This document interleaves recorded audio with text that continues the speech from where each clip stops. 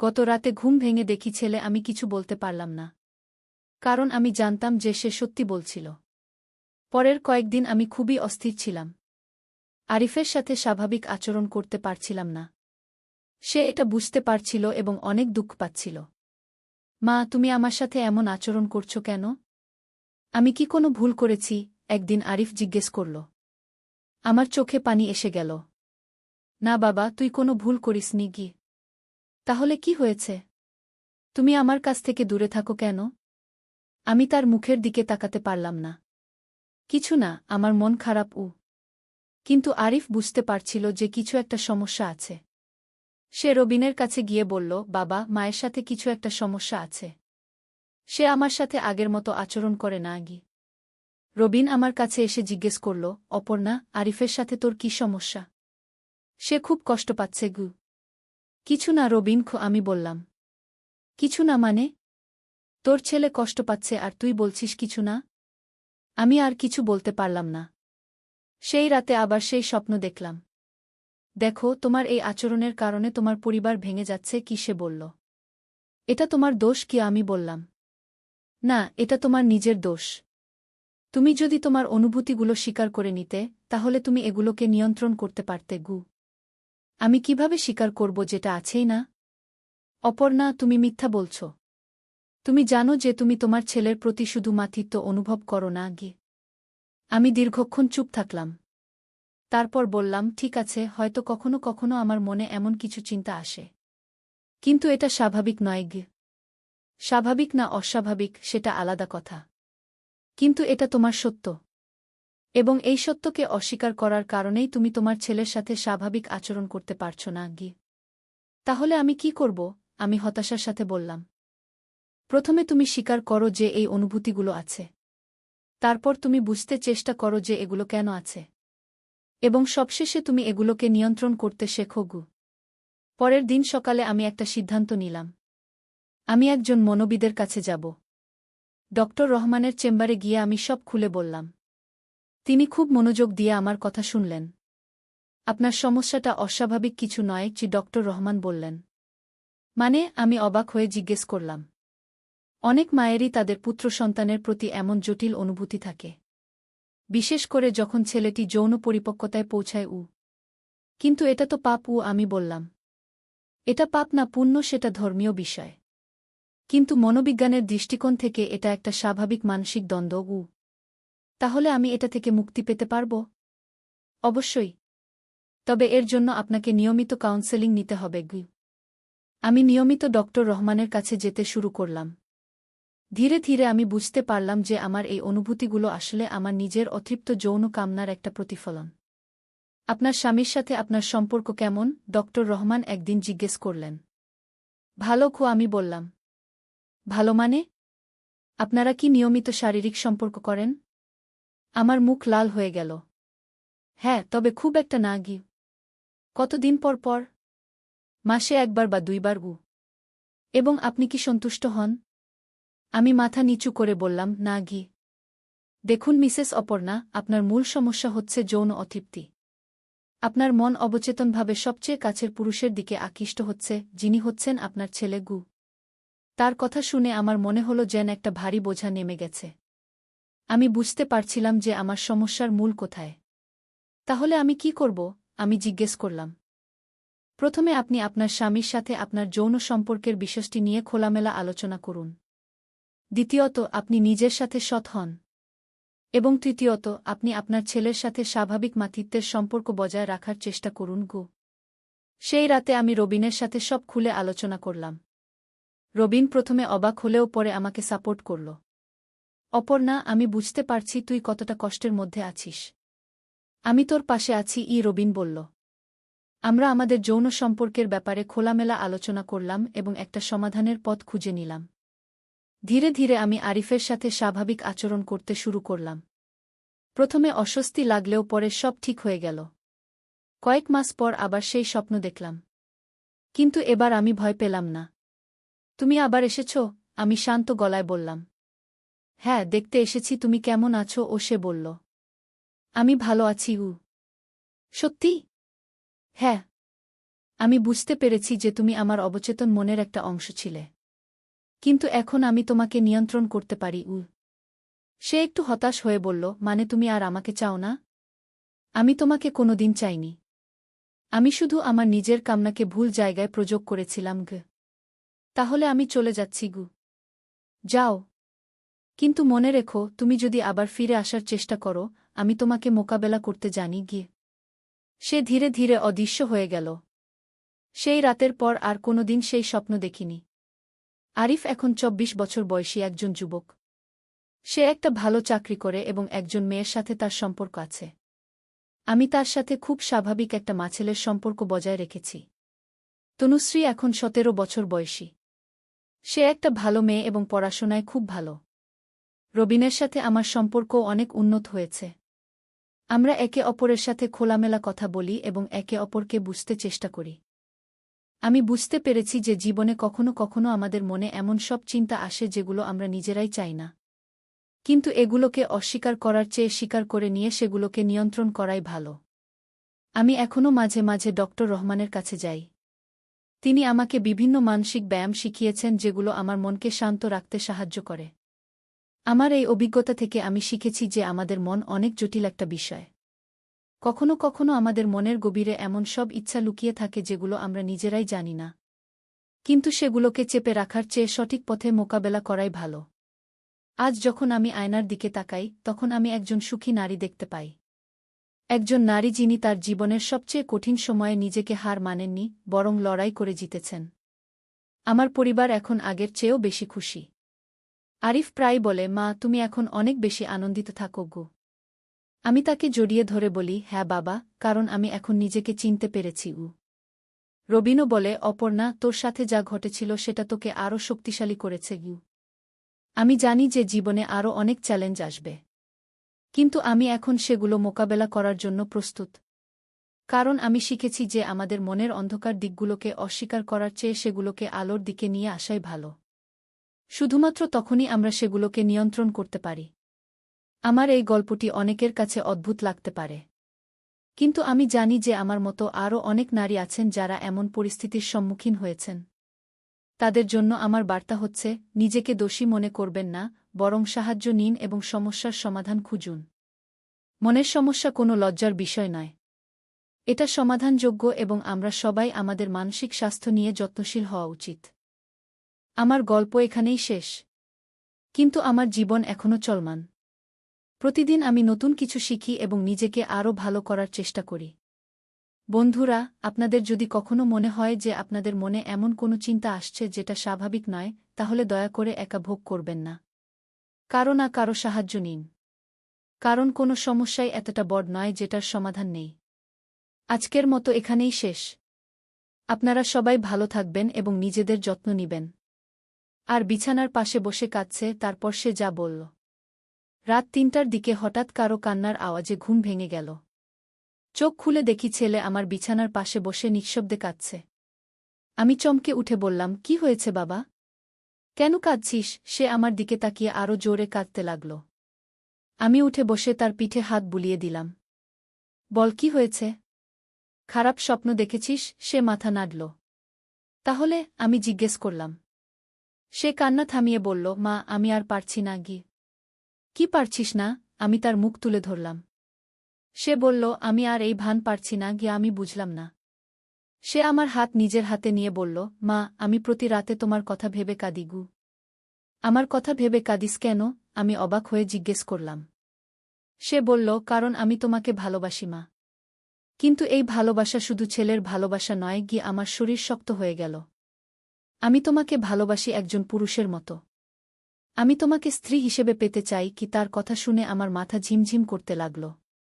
সে আমার পায়ের কাছে মাথা রেখে বলল, মা, আমি জানি এটা পাপ মনে হবে, কিন্তু আমার হৃদয় তোমার জন্য এমন কিছু অনুভব করে যা আমি নিয়ন্ত্রণ করতে পারি না। রাতের নিস্তব্ধতায় তার কান্নার শব্দ স্পষ্ট শোনা যাচ্ছিল। সে বলল, আমি চাই তুমি আমার স্ত্রী হও। আমরা এই ঘরেই স্বামী স্ত্রীর মতো থাকব। আমি তার মাথায় হাত রাখলাম, আর সে আমার পা জড়িয়ে ধরে বলল, মা, প্লিজ আমাকে না বলো না। তার অশ্রু আমার পায়ে পড়ছিল, আর আমার চোখেও অজান্তে অশ্রু এসে গেছে এই অভাবনীয় পরিস্থিতিতে। আমি গভীর শ্বাস নিয়ে বললাম, আরিফ, তুই কি বলছিস? তুই আমার ছেলে গি? সে মাথা তুলে আমার চোখের দিকে তাকিয়ে বলল, মা, আমি জানি আমি তোমার ছেলে। কিন্তু আমি আর এই যন্ত্রণা সহ্য করতে পারছি না। প্রতিদিন তোমাকে দেখি, তোমার কথা ভাবি, আর নিজেকে কন্ট্রোল করার চেষ্টা করি। কিন্তু পারছি না মা গু। তার কথা শুনে আমার মনে হলো যেন পুরো পৃথিবীটা উল্টে গেছে। আমি কি করব বুঝতে পারছিলাম না। হঠাৎ সে আমার হাতটা শক্ত করে ধরে বলল, মা, আমি তোমার স্পর্শ চাই। আমি তোমাকে আলিঙ্গন করতে চাই। আমি তোমার ঠোঁটে চুমু দিতে চাই। আমার সারা শরীর কাঁপতে শুরু করল। এমন সময় হঠাৎ আমার মোবাইলে একটা কল এলো। আমি দ্রুত মোবাইলটা দেখলাম, অজানা নম্বর। কিন্তু রাত ৩টায় কে ফোন করতে পারে? আমি ফোনটা রিসিভ করলাম। হ্যালো, আমি কাঁপা গলায় বললাম। আম্মু, আম্মু। অপর প্রান্ত থেকে কান্নার আওয়াজ ভেসে এলো। আমি চমকে গেলাম। এটা তো আরিফেরই গলা। কিন্তু আরিফ তো আমার সামনেই বসে আছে। আমি আরিফের দিকে তাকালাম, সে তো এখনও আমার হাত ধরে আছে। কে তুমি? আমি ফোনে জিজ্ঞেস করলাম। আম্মু, আমি আরিফ। আমি বিপদে পড়েছি। আমাকে কিডন্যাপ করেছে। তুমি কোথায় আম্মু? ঘরে তো আমি তোমাকে খুঁজে পাচ্ছি না গি। আমার মাথা ঘুরে গেল। আমি যদি ফোনে আরিফের সাথে কথা বলছি, তাহলে আমার সামনে যে বসে আছে সে কে? আমি ভয় পেয়ে আমার সামনে বসা ব্যক্তিটার দিকে তাকালাম। সে এখনও আমার হাত ধরে আছে, কিন্তু তার মুখে একটা অদ্ভুত হাসি। তুমি কে? আমি কাঁপা গলায় জিজ্ঞেস করলাম। সে ধীরে ধীরে মাথা তুলে আমার দিকে তাকাল। তার চেহারা হঠাৎ করে বদলে যেতে লাগল। আরিফের মতো দেখতে, মুখটা ক্রমশ বিকৃত হয়ে যাচ্ছিল। আমি তোমার স্বপ্ন, তোমার কামনা, তোমার গোপন ইচ্ছা কি একটা ভুতুড়ে গলায় সে বলল। আমি চিৎকার করে উঠলাম। কিন্তু আওয়াজ বের হল না। মনে হচ্ছিল যেন গলায় কিছু আটকে গেছে। এই গল্পটি সম্পূর্ণ শুনলে আপনাদের পানি অটোমেটিক বের হয়ে যাবে, সো যত দ্রুত সম্ভব হাতের কাছে টিস্যু নিয়ে বসে পড়ো। বিছানার চাদর যেন নষ্ট না হয় সেটা সম্পূর্ণ খেয়াল রাখার অনুরোধ জানিয়ে গল্পটি এখন শুরু করব। তার আগে সর্বশেষ অনুরোধ, দয়া করে এমন পানি বের করার গল্প নিয়মিত শুনতে আমাদের চ্যানেলটি সকলেই সাবস্ক্রাইব করুন। ধন্যবাদ। হ্যালো বন্ধুরা, আমার নাম অপর্ণা দাস। আমার বয়স ৩৯ বছর। আমার স্বামীর নাম রবিন দাস, বয়স ৫২ বছর। আমাদের ২ সন্তান, আরিফ আর তনুশ্রী। আরিফ ২১ বছর বয়সী, ভার্সিটিতে পড়ে। তনুশ্রী ১৪ বছর বয়সী, হাই স্কুলে যায়। আমার এই গল্পটা শুনে তোমরা হয়তো ভাববে এটা কোনো স্বপ্ন বা কল্পনা। কিন্তু আমি তোমাদের বলছি, এই ঘটনা একদম সত্যি। আমার জীবনে এমন কিছু ঘটেছে যা আমি কোনোদিন ভাবিনি। সেই রাতের পর থেকে আমি বুঝতে পারলাম যে আমার পরিবারের সাথে কিছু একটা অদ্ভুত ব্যাপার ঘটছে। প্রথমে মনে হয়েছিল এটা হয়তো কোনো দুঃস্বপ্ন। কিন্তু পরের দিন সকালে যখন আরিফ স্কুল থেকে ফিরে এসে বলল যে সে গতকাল রাতে ঘর থেকে বের হয়নি, তখন আমার বুকের মধ্যে একটা ভয় বাসা বাঁধল। আমি জানতাম যে যে ব্যক্তিটি গতকাল রাতে আমার কাছে এসেছিল সে আরিফ ছিল না। কিন্তু তাহলে সে কে ছিল? এবং কেনই বা সে আরিফের রূপ ধারণ করেছিল? পরের কয়েকদিন আমি খুব অস্থির ছিলাম। রাতে ঘুমাতে ভয় লাগত। মনে হতো যেন কেউ আমার উপর নজর রাখছে। দিনের বেলাতেও বাড়িতে একা থাকতে অস্বস্তি লাগত।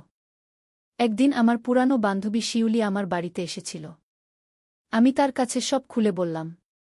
শিউলি খুব অবাক হয়ে আমার কথা শুনল। অপর্ণা, তুই কি নিশ্চিত যে এটা স্বপ্ন ছিল না? শিউলি জিজ্ঞেস করল। না শিউলি, এটা একদম সত্যি ছিল। আমি স্বপ্ন আর বাস্তবের মধ্যে পার্থক্য বুঝি কি? আমি জোর দিয়ে বললাম। শিউলি একটু ভেবে বলল, শোন অপর্ণা, তোর এই বাড়িটার একটা ইতিহাস আছে। তুই জানিস না হয়তো। কি ইতিহাস? আমি উৎসুক হয়ে জিজ্ঞেস করলাম। এই বাড়িতে আগে একটা পরিবার থাকত। তাদের একটা ছেলে ছিল যে তার মায়ের সাথে শিউলি থেমে গেল। কি? বল না ঘি। আমি তাড়া দিলাম। সেই ছেলেটি তার মায়ের সাথে অস্বাভাবিক সম্পর্কে জড়িয়ে পড়েছিল।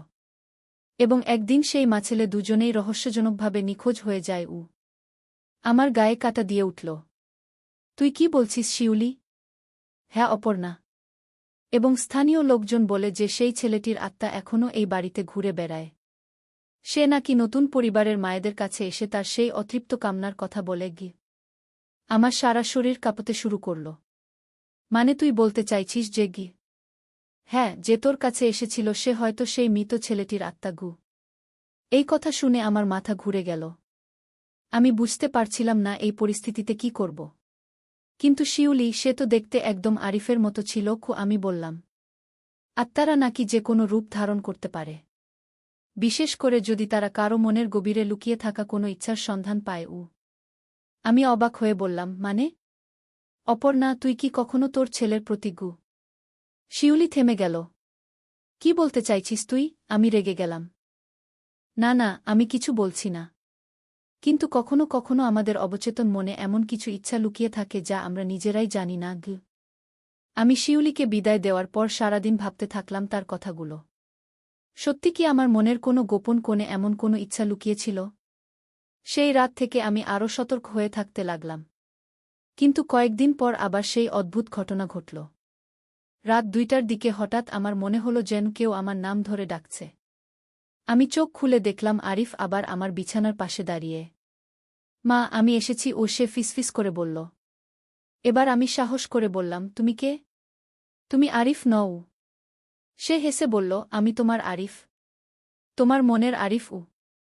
তুমি কি চাও? আমি কাপা গলা জিজ্ঞেস করলাম। আমি চাই তুমি আমাকে ভালোবাসো। আমি চাই তুমি আমাকে স্বীকার করো। সে আমার দিকে এগিয়ে এলো। আমি তোমাকে ভালোবাসতে পারবো না। তুমি আমার ছেলে নও, আমি দৃঢ় গলায় বললাম। কিন্তু তোমার মন তো আমাকে চায়। সে আরও কাছে এসে বলল। না, আমার মন তোমাকে চায় না। আমি জোর দিয়ে বললাম। হঠাৎ তার মুখে রাগের ভাব ফুটে উঠল। তাহলে আমি তোমাকে বাধ্য করব। সে আমার দিকে হাত বাড়াতে গেলেই আমি জোরে চিৎকার করে উঠলাম। আমার চিৎকার শুনে রবিন ঘুম থেকে উঠে গেল। কি হয়েছে অপর্ণা? রবিন জিজ্ঞেস করল। আমি চারদিকে তাকিয়ে দেখলাম কেউ নেই। আরিফও তার নিজের রুমে ঘুমাচ্ছে। কিছু না, খারাপ স্বপ্ন দেখেছি। আমি রবিনকে বললাম। কিন্তু আমি জানতাম এটা কোনো স্বপ্ন ছিল না। পরের দিন সকালে আমি একটা সিদ্ধান্ত নিলাম। আমি এই বাড়ি ছেড়ে চলে যাব। আমি রবিনের সাথে এই ব্যাপারে কথা বললাম। হঠাৎ করে বাড়ি বদলানোর কথা বলছিস কেন? রবিন জিজ্ঞেস করল। আমি সব খুলে বলতে পারলাম না। শুধু বললাম, আমার এই জায়গাটা ভালো লাগছে না। রবিন রাজি হল। আমরা একটা নতুন বাড়ি খোঁজা শুরু করলাম। কিন্তু নতুন বাড়িতে যাওয়ার আগের রাতে আবার সেই ঘটনা ঘটল। এবার সে আরও রাগান্বিত ছিল। তুমি পালিয়ে যেতে চাও? সে গর্জে উঠল। হ্যাঁ, আমি এই জায়গা ছেড়ে চলে যাচ্ছি। আমি সাহস করে বললাম। তুমি যেখানেই যাও, আমি তোমার সাথে থাকব। কারণ আমি তোমার মনের অংশ। তার কথা শুনে আমার বুক ধড়ফড় করতে লাগল। তুমি মিথ্যা বলছ। না, আমি সত্যি বলছি। তুমি তোমার ছেলেকে দেখো কিভাবে? তুমি কি কখনো ভেবেছ যে সে একজন পুরুষ? তুমি কি কখনো তার শরীরের দিকে তাকিয়েছ? থামো, আমি চিৎকার করে বললাম। তুমি নিজের সাথে মিথ্যা বলতে পারো, কিন্তু আমার সাথে পারবে না। কারণ আমি তোমার অবচেতনের অংশ। আমি কান চেপে ধরলাম। তুমি চলে যাও এখান থেকে। আমি যাব। কিন্তু মনে রেখো, তুমি যেদিন নিজের সত্যিকারের ইচ্ছাকে স্বীকার করবে, সেদিন আমি ফিরে আসব।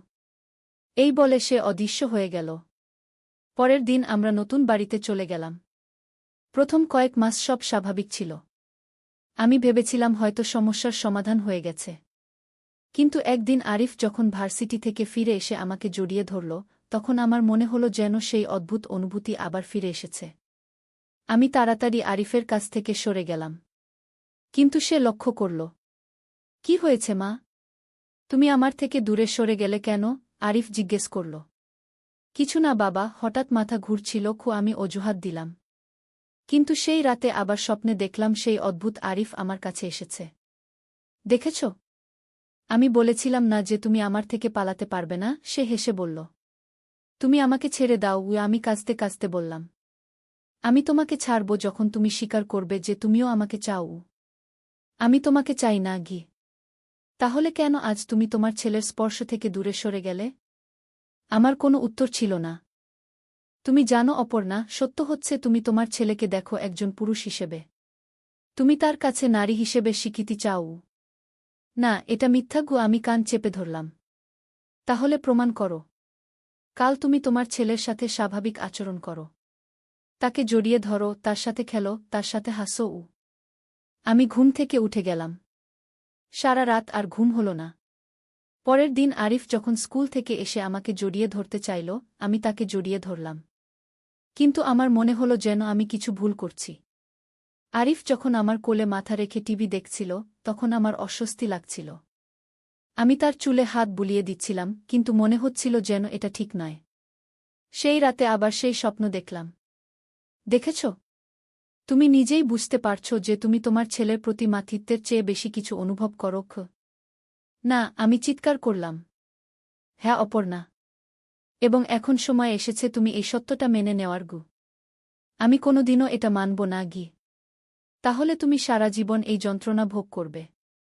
তুমি তোমার ছেলের কাছে স্বাভাবিক আচরণ করতে পারবে না। তাওবার পথে। একটি সম্পূর্ণ ইসলামিক উপন্যাস। প্রথম পর্ব, শৈশব ও যৌবনের সূচনা। বর্ণনাকারী, ঢাকার পুরাতন অংশে লালবাগের একটি ছোট্ট গলিতে আব্দুল্লাহ মিয়ার বাড়ি। তিনি একজন সৎ ব্যবসায়ী, কাপড়ের দোকান আছে তার। স্ত্রী আয়েশা খুবই ধার্মিক মহিলা। তাদের 2 সন্তান, বড় ছেলে ইউসুফ আর মেয়ে ফাতিমা। ইউসুফ যখন 10 বছর বয়সে, তখন সে খুবই ভালো ছেলে ছিল। প্রতিদিন ফজরের নামাজ পড়ত, মাদ্রাসায় যেত কোরআন শরীফ পড়তে। কিন্তু বয়স বাড়ার সাথে সাথে খারাপ সঙ্গের কারণে তার মধ্যে পরিবর্তন আসতে শুরু করল। আব্দুল্লাহ, ইউসুফ, তুমি আজকাল নামাজ পড়ছ না কেন? ফজরের সময় তোমাকে ডাকলেও উঠো না। ইউসুফ, আব্বা, আমি খুব ক্লান্ত থাকি। রাতে পড়াশোনা করি বলে। আয়েশা, কিন্তু বেটা, নামাজ তো আমাদের জীবনের সবচেয়ে গুরুত্বপূর্ণ বিষয়। আল্লাহ তায়ালা বলেছেন নামাজ প্রতিষ্ঠা করবু। ইউসুফ, আম্মা, আমি জানি। কিন্তু এখনকার যুগে সবকিছু আগের মতো নেই। আমার বন্ধুরাও এসব নিয়ে খুব একটা ভাবে না। বর্ণনাকারী, আব্দুল্লাহ আর আয়েশার মন খারাপ হয়ে গেল। তারা বুঝতে পারছিলেন যে তাদের ছেলে ভুল পথে যাচ্ছে। কিন্তু কিভাবে তাকে বোঝাবেন তা তারা বুঝতে পারছিলেন না। ইউসুফ এখন কলেজে পড়ে। সেখানে তার সাথে হাসান নামে এক বন্ধুর খুব ভাব হয়েছে।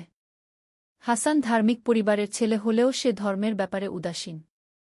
বরং সে নানা রকম খারাপ কাজে জড়িত। হাসান, ইউসুফ, আজ রাতে আমাদের সাথে আয়। একটা পার্টি আছে। অনেক মজা হবে। ইউসুফ, কী রকম পার্টি? হাসান, আরে বন্ধুদের সাথে গানবাজনা, আড্ডা। জীবনটা একটু এনজয় করতে হবে তো। সবসময় তো আর নামাজ কালাম নিয়ে থাকা যায় না। ইউসুফ, কিন্তু আমার বাবা মা। হাসান, তোর বাবা মা কি বলবে? তুই তো আর ছোট বাচ্চা নেই। নিজের জীবনের সিদ্ধান্ত নিজেকেই নিতে হবে। বর্ণনাকারী, ইউসুফের মনে দ্বন্দ্ব চলতে থাকল। একদিকে তার বিবেক তাকে বলছে এটা ঠিক নয়, অন্যদিকে বন্ধুর চাপ আর যুবক বয়সের আবেগ তাকে টানছে অন্যদিকে। সেদিন রাতে ইউসুফ বাবা মাকে মিথ্যা বলে বাইরে গেল। বল যে লাইব্রেরিতে পড়তে যাচ্ছে। কিন্তু গেল হাসানের সাথে সেই পার্টিতে। পার্টিতে গিয়ে দেখল সেখানে অনেক ছেলে মেয়ে আছে। গানবাজনা চলছে, কেউ কেউ ধূমপান করছে। ইউসুফের মন খুব অস্বস্তি হচ্ছিল। ইউসুফ, হাসান, আমার ভালো লাগছে না। আমি বাড়ি যাব। হাসান, কি হয়েছে? এই প্রথম এসেছিস, একটু সময় দে। অভ্যস্ত হয়ে যাবি। বর্ণনাকারী, ইউসুফ সেদিন খুব অস্বস্তিতে কাটাল। বাড়ি ফিরে এসে দেখল তার মা দরজায় অপেক্ষা করছেন। আয়েশা, এত রাত হলো কেন বেটা? লাইব্রেরি তো 8টায় বন্ধ হয়ে যায়। ইউসুফ, আম্মা, বন্ধুদের সাথে একটু আড্ডা দিয়েছিলাম। আয়েশা, কোনো বন্ধুদের সাথে? তুমি কি আমাদের সাথে মিথ্যা বলছ? ইউসুফ, না আম্মা, মিথ্যা বলছি না। আচ্ছা, আমি ঘুমাতে যাই। বর্ণনাকারী, আয়েশা বুঝতে পারলেন যে তার ছেলে মিথ্যা বলছে। তার চোখে পানি এসে গেল। সারারাত তিনি আল্লাহর কাছে দোয়া করলেন তার ছেলের হেদায়েতের জন্য। দ্বিতীয় পর্ব, পতনের শুরু। বর্ণনাকারী, দিন যেতে থাকল। ইউসুফ হাসানের সাথে আরও বেশি সময় কাটাতে শুরু করল। নামাজ কালাম একদম ছেড়েই দিল। বাবা মার সাথে মিথ্যা বলা এখন তার অভ্যাস হয়ে গেছে। একদিন ফাতিমা তার ভাইয়ের কাছে এলো। ফাতিমা, ভাইজা, তুমি এখন কেমন হয়ে গেছ? আগে তুমি আমাকে কোরআন পড়ে শোনাতে, এখন তো দেখি নামাজেও দাঁড়াও না। ইউসুফ, ফাতিমা, তুমি এসব বুঝবে না। আমি বড় হয়েছি, আমার নিজের চিন্তাভাবনা আছে। ফাতিমা, কিন্তু ভাইজা, আল্লাহ তায়ালা তো আমাদের সবার উপর ফরজ করেছেন নামাজ। বয়স বাড়লে তো আরও বেশি দায়িত্বশীল হতে হয়। ইউসুফ, তুমি ছোট মেয়ে, এসব নিয়ে মাথা ঘামিও না। বর্ণনাকারী ফাতিমার চোখে পানি এসে গেল। সে তার ভাইকে খুবই ভালোবাসত। এই অবস্থা দেখে তার খুব কষ্ট হচ্ছিল। এদিকে আব্দুল্লাহ মিয়া তার দোকানে বসে চিন্তা করছিলেন। তিনি তার ছেলের পরিবর্তন দেখে খুবই উদ্বিগ্ন হয়ে পড়েছেন। আব্দুল্লাহ, করিম ভাই, আপনার সাথে একটু কথা ছিল। করিম: হ্যাঁ ভাই, বলুন। কি ব্যাপার? আব্দুল্লাহ: ইউসুফের ব্যাপারে। ও খুব পাল্টে গেছে। নামাজ পড়ে না, আমাদের সাথে ঠিকমতো কথাও বলে না। করিম: এই বয়সের ছেলে মেয়েদের এরকম হয়। একটু ধৈর্য ধরুন, ঠিক হয়ে যাবে। আব্দুল্লাহ: কিন্তু ভাই, আমার খুব ভয় হচ্ছে। ও কোন পথে চলে যাচ্ছে কে জানে। বর্ণনাকারী: করিম চাচা একজন অভিজ্ঞ মানুষ। তিনি বুঝতে পারলেন যে ব্যাপারটা গুরুতর। করিম: আব্দুল্লাহ ভাই, আপনি শায়েখ আহমদের কাছে যান। উনি অনেক অভিজ্ঞ, হয়তো ভালো কোনো উপায় বলতে পারবেন। আব্দুল্লাহ: জি, সেটাই ভালো হবে। বর্ণনাকারী: পরের দিন আব্দুল্লাহ মিয়া তার স্ত্রী আয়েশাকে নিয়ে শায়েখ আহমদের কাছে গেলেন। শায়েখ আহমদ একজন বয়স্ক আলেম, এলাকার সবাই তাকে খুব সম্মান করে। শায়েখ আহমদ: আসসালামু আলাইকুম ভাই। বসুন বসুন।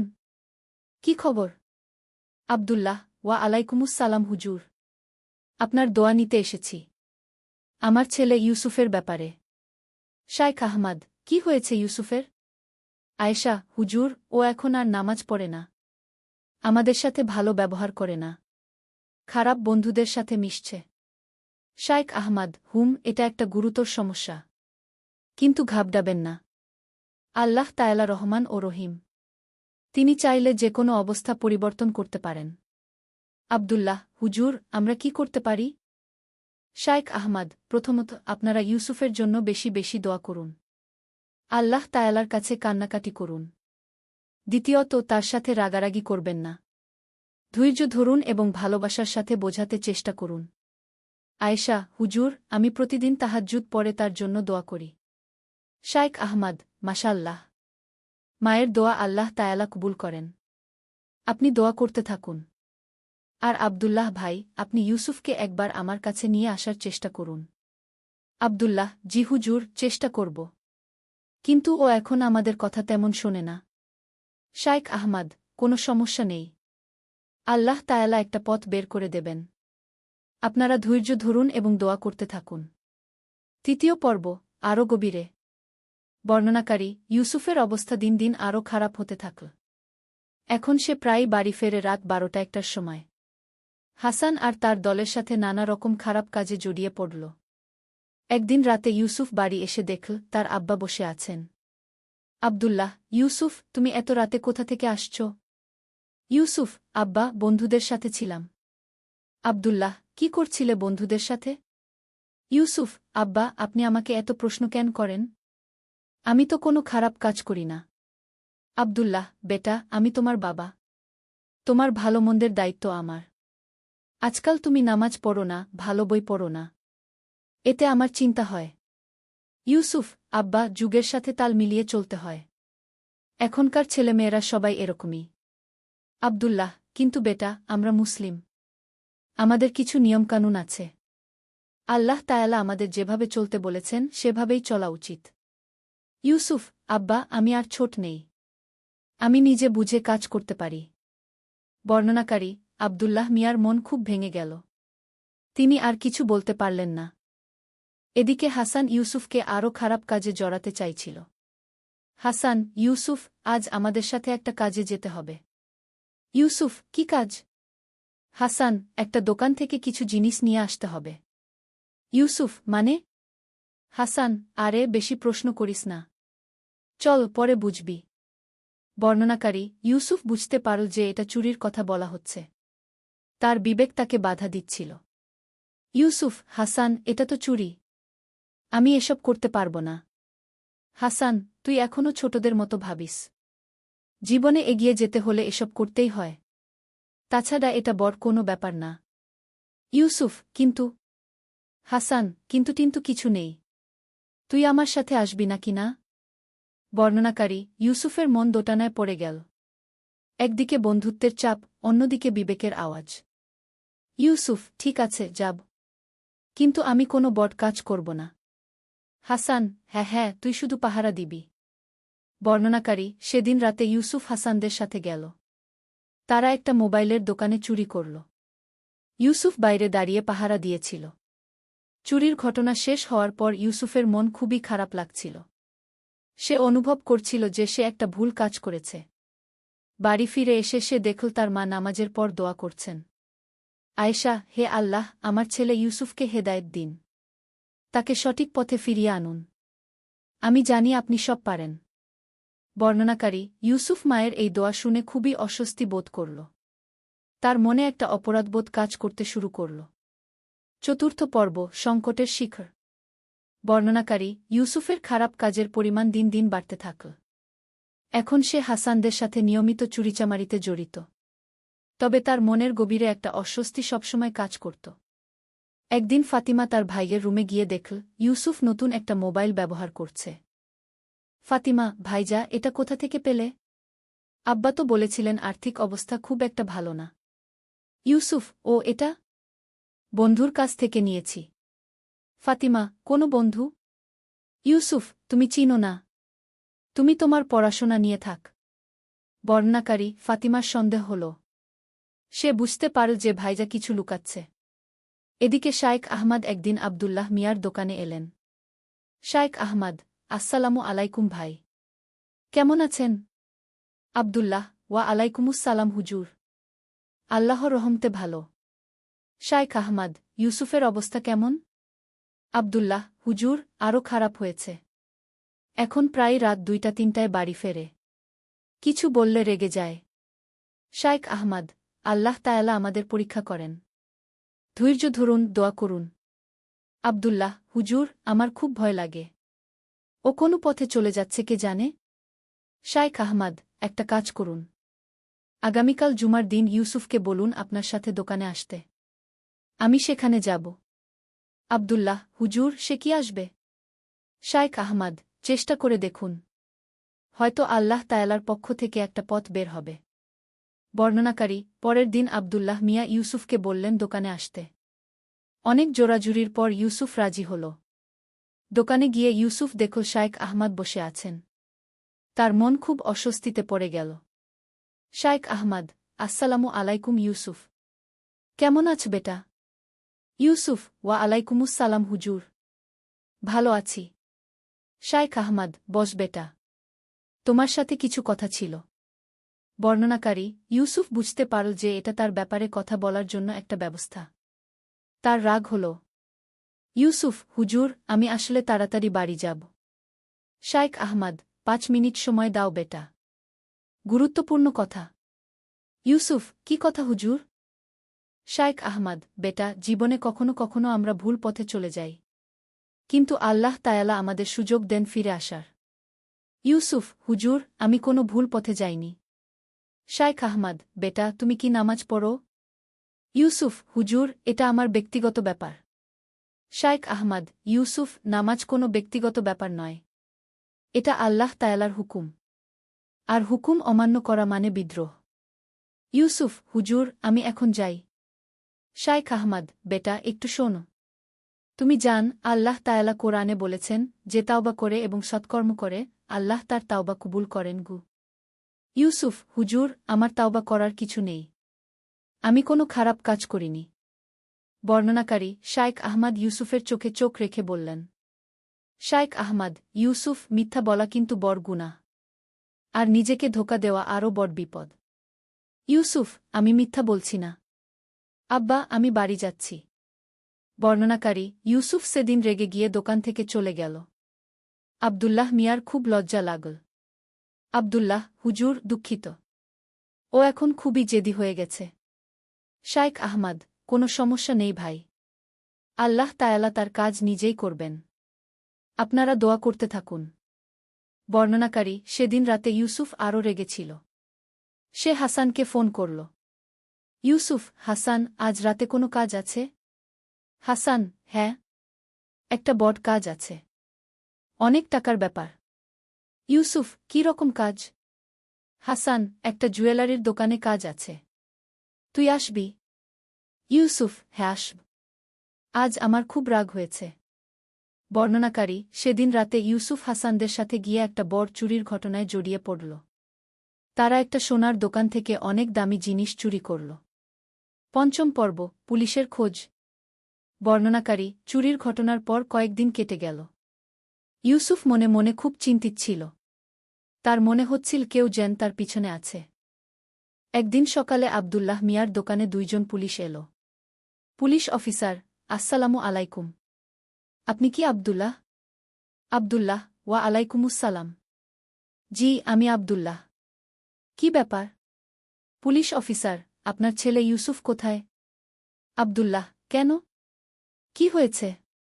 পুলিশ অফিসার, গত সপ্তাহে একটা জুয়েলারির দোকানে চুরি হয়েছে। আমাদের সন্দেহ আছে আপনার ছেলে এই ঘটনায় জড়িত। বর্ণনাকারী আব্দুল্লাহ মিয়ার মাথায় যেন বজ্রপাত হল। তিনি কিছুক্ষণ কিছু বলতে পারলেন না। আব্দুল্লাহ, অফিসার সাহেব, নিশ্চয়ই কোনো ভুল হচ্ছে। আমার ছেলে এসব করতে পারে না। পুলিশ অফিসার, আমরা আশা করি তাই। কিন্তু তাকে আমাদের সাথে আসতে হবে জিজ্ঞাসাবাদের জন্য। আব্দুল্লাহ, ও এখন বাড়িতে নেই। কলেজে গেছে। পুলিশ অফিসার, ঠিক আছে। আজ সন্ধ্যার মধ্যে থানায় হাজির করবেন। বর্ণনাকারী পুলিশ চলে যাওয়ার পর আব্দুল্লাহ মিয়া দোকান বন্ধ করে দিয়ে বাড়ি চলে গেলেন। গিয়ে দেখেন আয়েশা নামাজ পড়ছেন। আব্দুল্লাহ, আয়েশা, ইউসুফ কোথায়? আয়েশা, সকালে বের হয়েছে। বলেছে কলেজে যাবে। কি হয়েছে? তোমাকে খুব চিন্তিত দেখাচ্ছে। আব্দুল্লাহ, আজ পুলিশ এসেছিল ইউসুফের ব্যাপারে। আয়েশা, কি? পুলিশ? কেন? আব্দুল্লাহ, বলছে কোনো চুরির ঘটনায় নাকি জড়িত। বর্ণনাকারী আয়েশার হাত থেকে তসবিহ পড়ে গেল। তিনি মুখ থেকে কাঁদতে শুরু করলেন। আয়েশা, না আল্লাহ, আমার ছেলে। আমি জানতাম এই দিন আসবে। আব্দুল্লাহ, ঘাবড়াবে না। হয়তো কোনো ভুল বোঝাবুঝি। আয়েশা, না, আমি বুঝতে পারছিলাম। ওর এত টাকা কোথা থেকে আসত? নতুন নতুন জিনিস কিনত কিভাবে? বর্ণনাকারী এদিকে ইউসুফ হাসানদের সাথে আড্ডা দিচ্ছিল। হঠাৎ তার ফোন বাজল। ফাতিমার কল।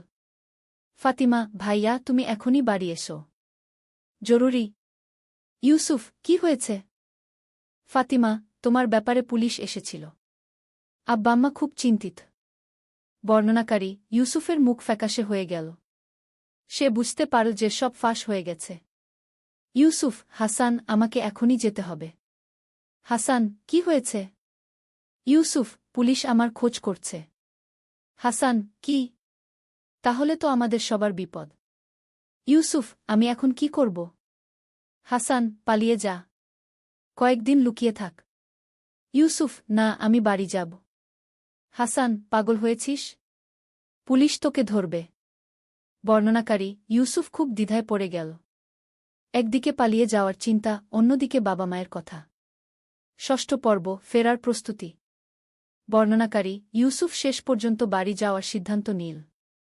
বাড়িতে পৌঁছে দেখল তার বাবা মা বসে আছেন। দুজনের চোখেই পানি। ইউসুফ, আসসালামু আলাইকুম। আয়েশা, তুই এসে গেছিস বেটা। আব্দুল্লাহ, ইউসুফ, আজ পুলিশ এসেছিল। ইউসুফ, জানি আব্বা। আব্দুল্লাহ, তুমি কি সত্যি? বর্ণনাকারী ইউসুফ কিছুক্ষণ চুপ থাকল। তারপর মাথা নিচু করে বলল, ইউসুফ, আব্বা, আমি খুব বড় ভুল করেছি। আয়েশা, হায় আল্লাহ, আমার ছেলে। ইউসুফ, আম্মা, আমি আপনাদের লজ্জায় ফেলেছি। আমি জানি আমার কোনো মাফ নেই। আব্দুল্লাহ, কি করেছিস তুই? ইউসুফ, আব্বা, আমি চুরি করেছি। অনেকবার। হাসান আর তার দলের সাথে। বর্ণনাকারী আব্দুল্লাহ মিয়া তার মাথায় হাত দিয়ে বসে পড়লেন। আয়েশা কাঁদতে থাকলেন। আব্দুল্লাহ, তুই আমাদের এত বড় ধোঁকা দিলি? ইউসুফ, আব্বা, আমি জানি আমি খুব খারাপ কাজ করেছি। কিন্তু এখন আমি বুঝতে পারছি। আয়েশা, বুঝতে পারছিস মানে? এতদিন কি করছিলি? ইউসুফ, আম্মা, আমি ভেবেছিলাম এসব কোনো বড় ব্যাপার না। কিন্তু আজ যখন পুলিশের কথা শুনলাম তখন বুঝলাম আমি কত বড় ভুল করেছি। আব্দুল্লাহ, ইউসুফ, এখন কি করবি? ইউসুফ, আব্বা, আমি পুলিশের কাছে যাব।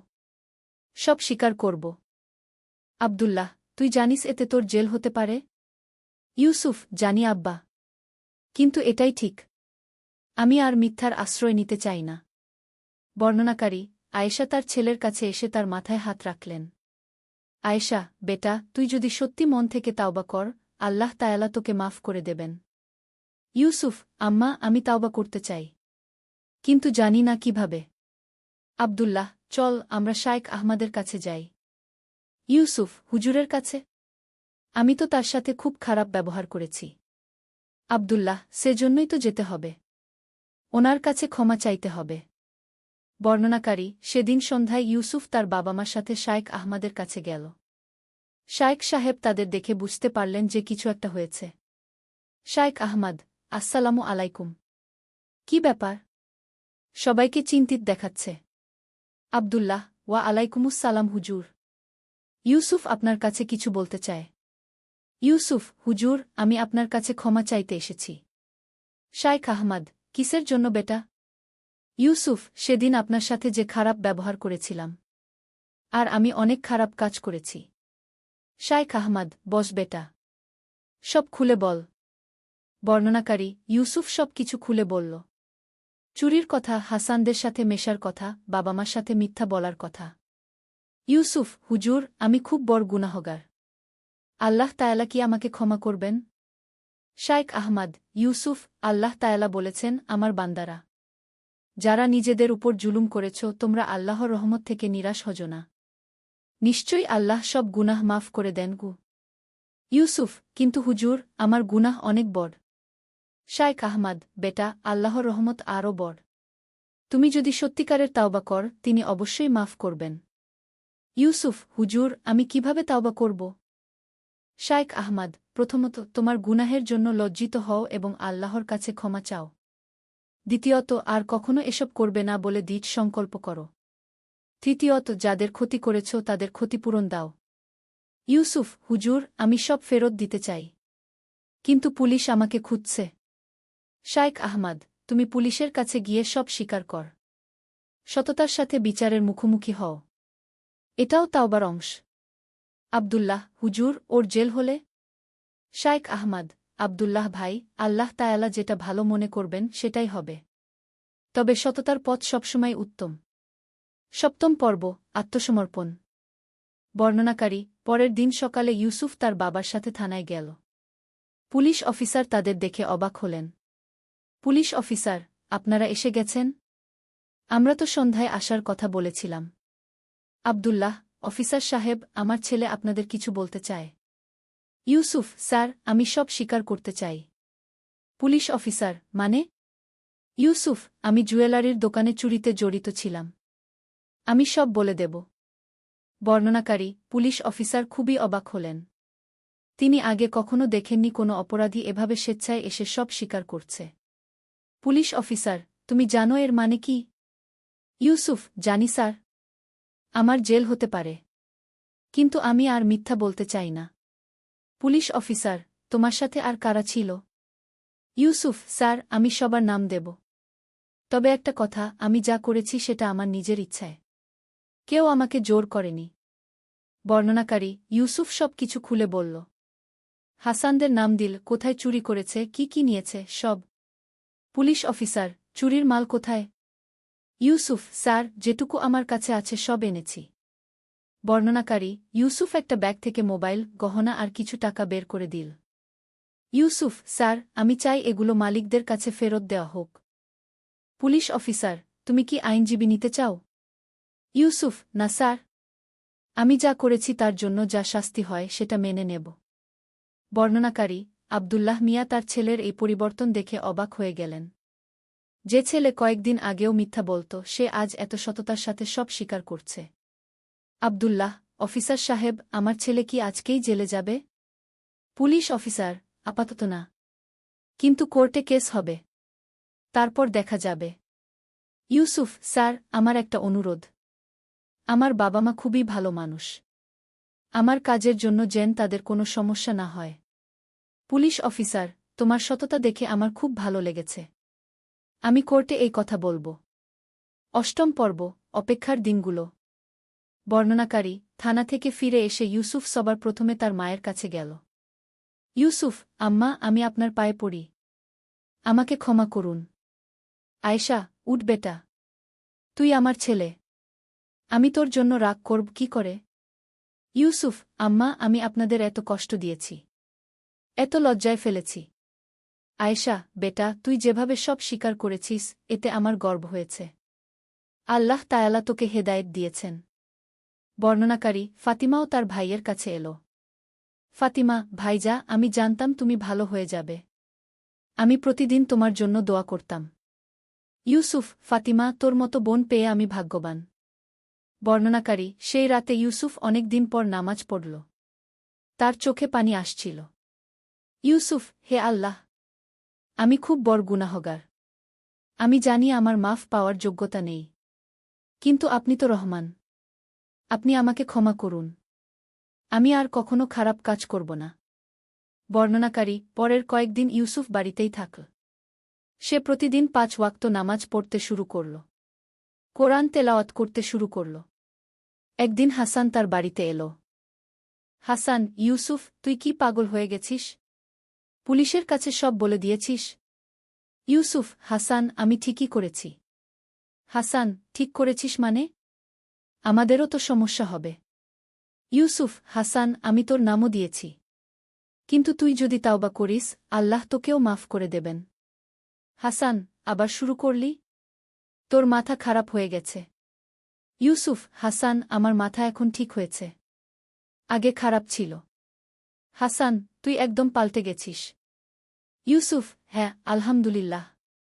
আল্লাহ তায়ালা আমাকে হেদায়েত দিয়েছেন। বর্ণনাকারী, হাসান রেগে গিয়ে চলে গেল। কিন্তু ইউসুফ তার জন্য দোয়া করল। কয়েকদিন পর শাইখ আহমদ ইউসুফদের বাড়িতে এলেন। শাইখ আহমদ, আসসালামু আলাইকুম। ইউসুফ কেমন আছে? আয়েশা, ওয়া আলাইকুমুসসালাম হুজুর। আলহামদুলিল্লাহ। আমার ছেলে অনেক পাল্টে গেছে। শাইখ আহমদ, ইউসুফ, এসো বেটা। ইউসুফ, আসসালামু আলাইকুম হুজুর। শাইখ আহমদ, ওয়া আলাইকুমুসসালাম। কেমন আছো? ইউসুফ, আলহামদুলিল্লাহ হুজুর। আল্লাহ তায়ালার অশেষ কৃপায় ভালো আছি। শাইখ আহমদ, মাশাল্লাহ। তোমার তাওবা দেখে আমার খুব খুশি লেগেছে। ইউসুফ, হুজুর, এই তাওবা কি আল্লাহ তায়ালা কবুল করবেন? শাইখ আহমদ, অবশ্যই বেটা। আল্লাহ তায়ালা বলেছেন, যে তাওবা করে এবং ঈমান আনে ও সৎকর্ম করে, এরাই তারা যাদের পাপগুলোকে পুণ্যে রূপান্তরিত করে দেওয়া হবে। ইউসুফ, সুবহান আল্লাহ। আল্লাহ তায়ালা কত দয়ালু। নবম পর্ব, কোর্টে। বর্ণনাকারী, 2 সপ্তাহ পর ইউসুফের কোর্টে হাজিরার দিন এল। সেদিন সকালে পুরো পরিবার একসাথে দোয়া করল। আব্দুল্লাহ, হে আল্লাহ, আমার ছেলে তাওবা করেছে। আপনি তার উপর দয়া করুন। আয়েশা, হে আল্লাহ, আমার ছেলেকে ভালো রাখুন। তার হৃদয়ে ঈমান আর তাকওয়া বাড়িয়ে দিন।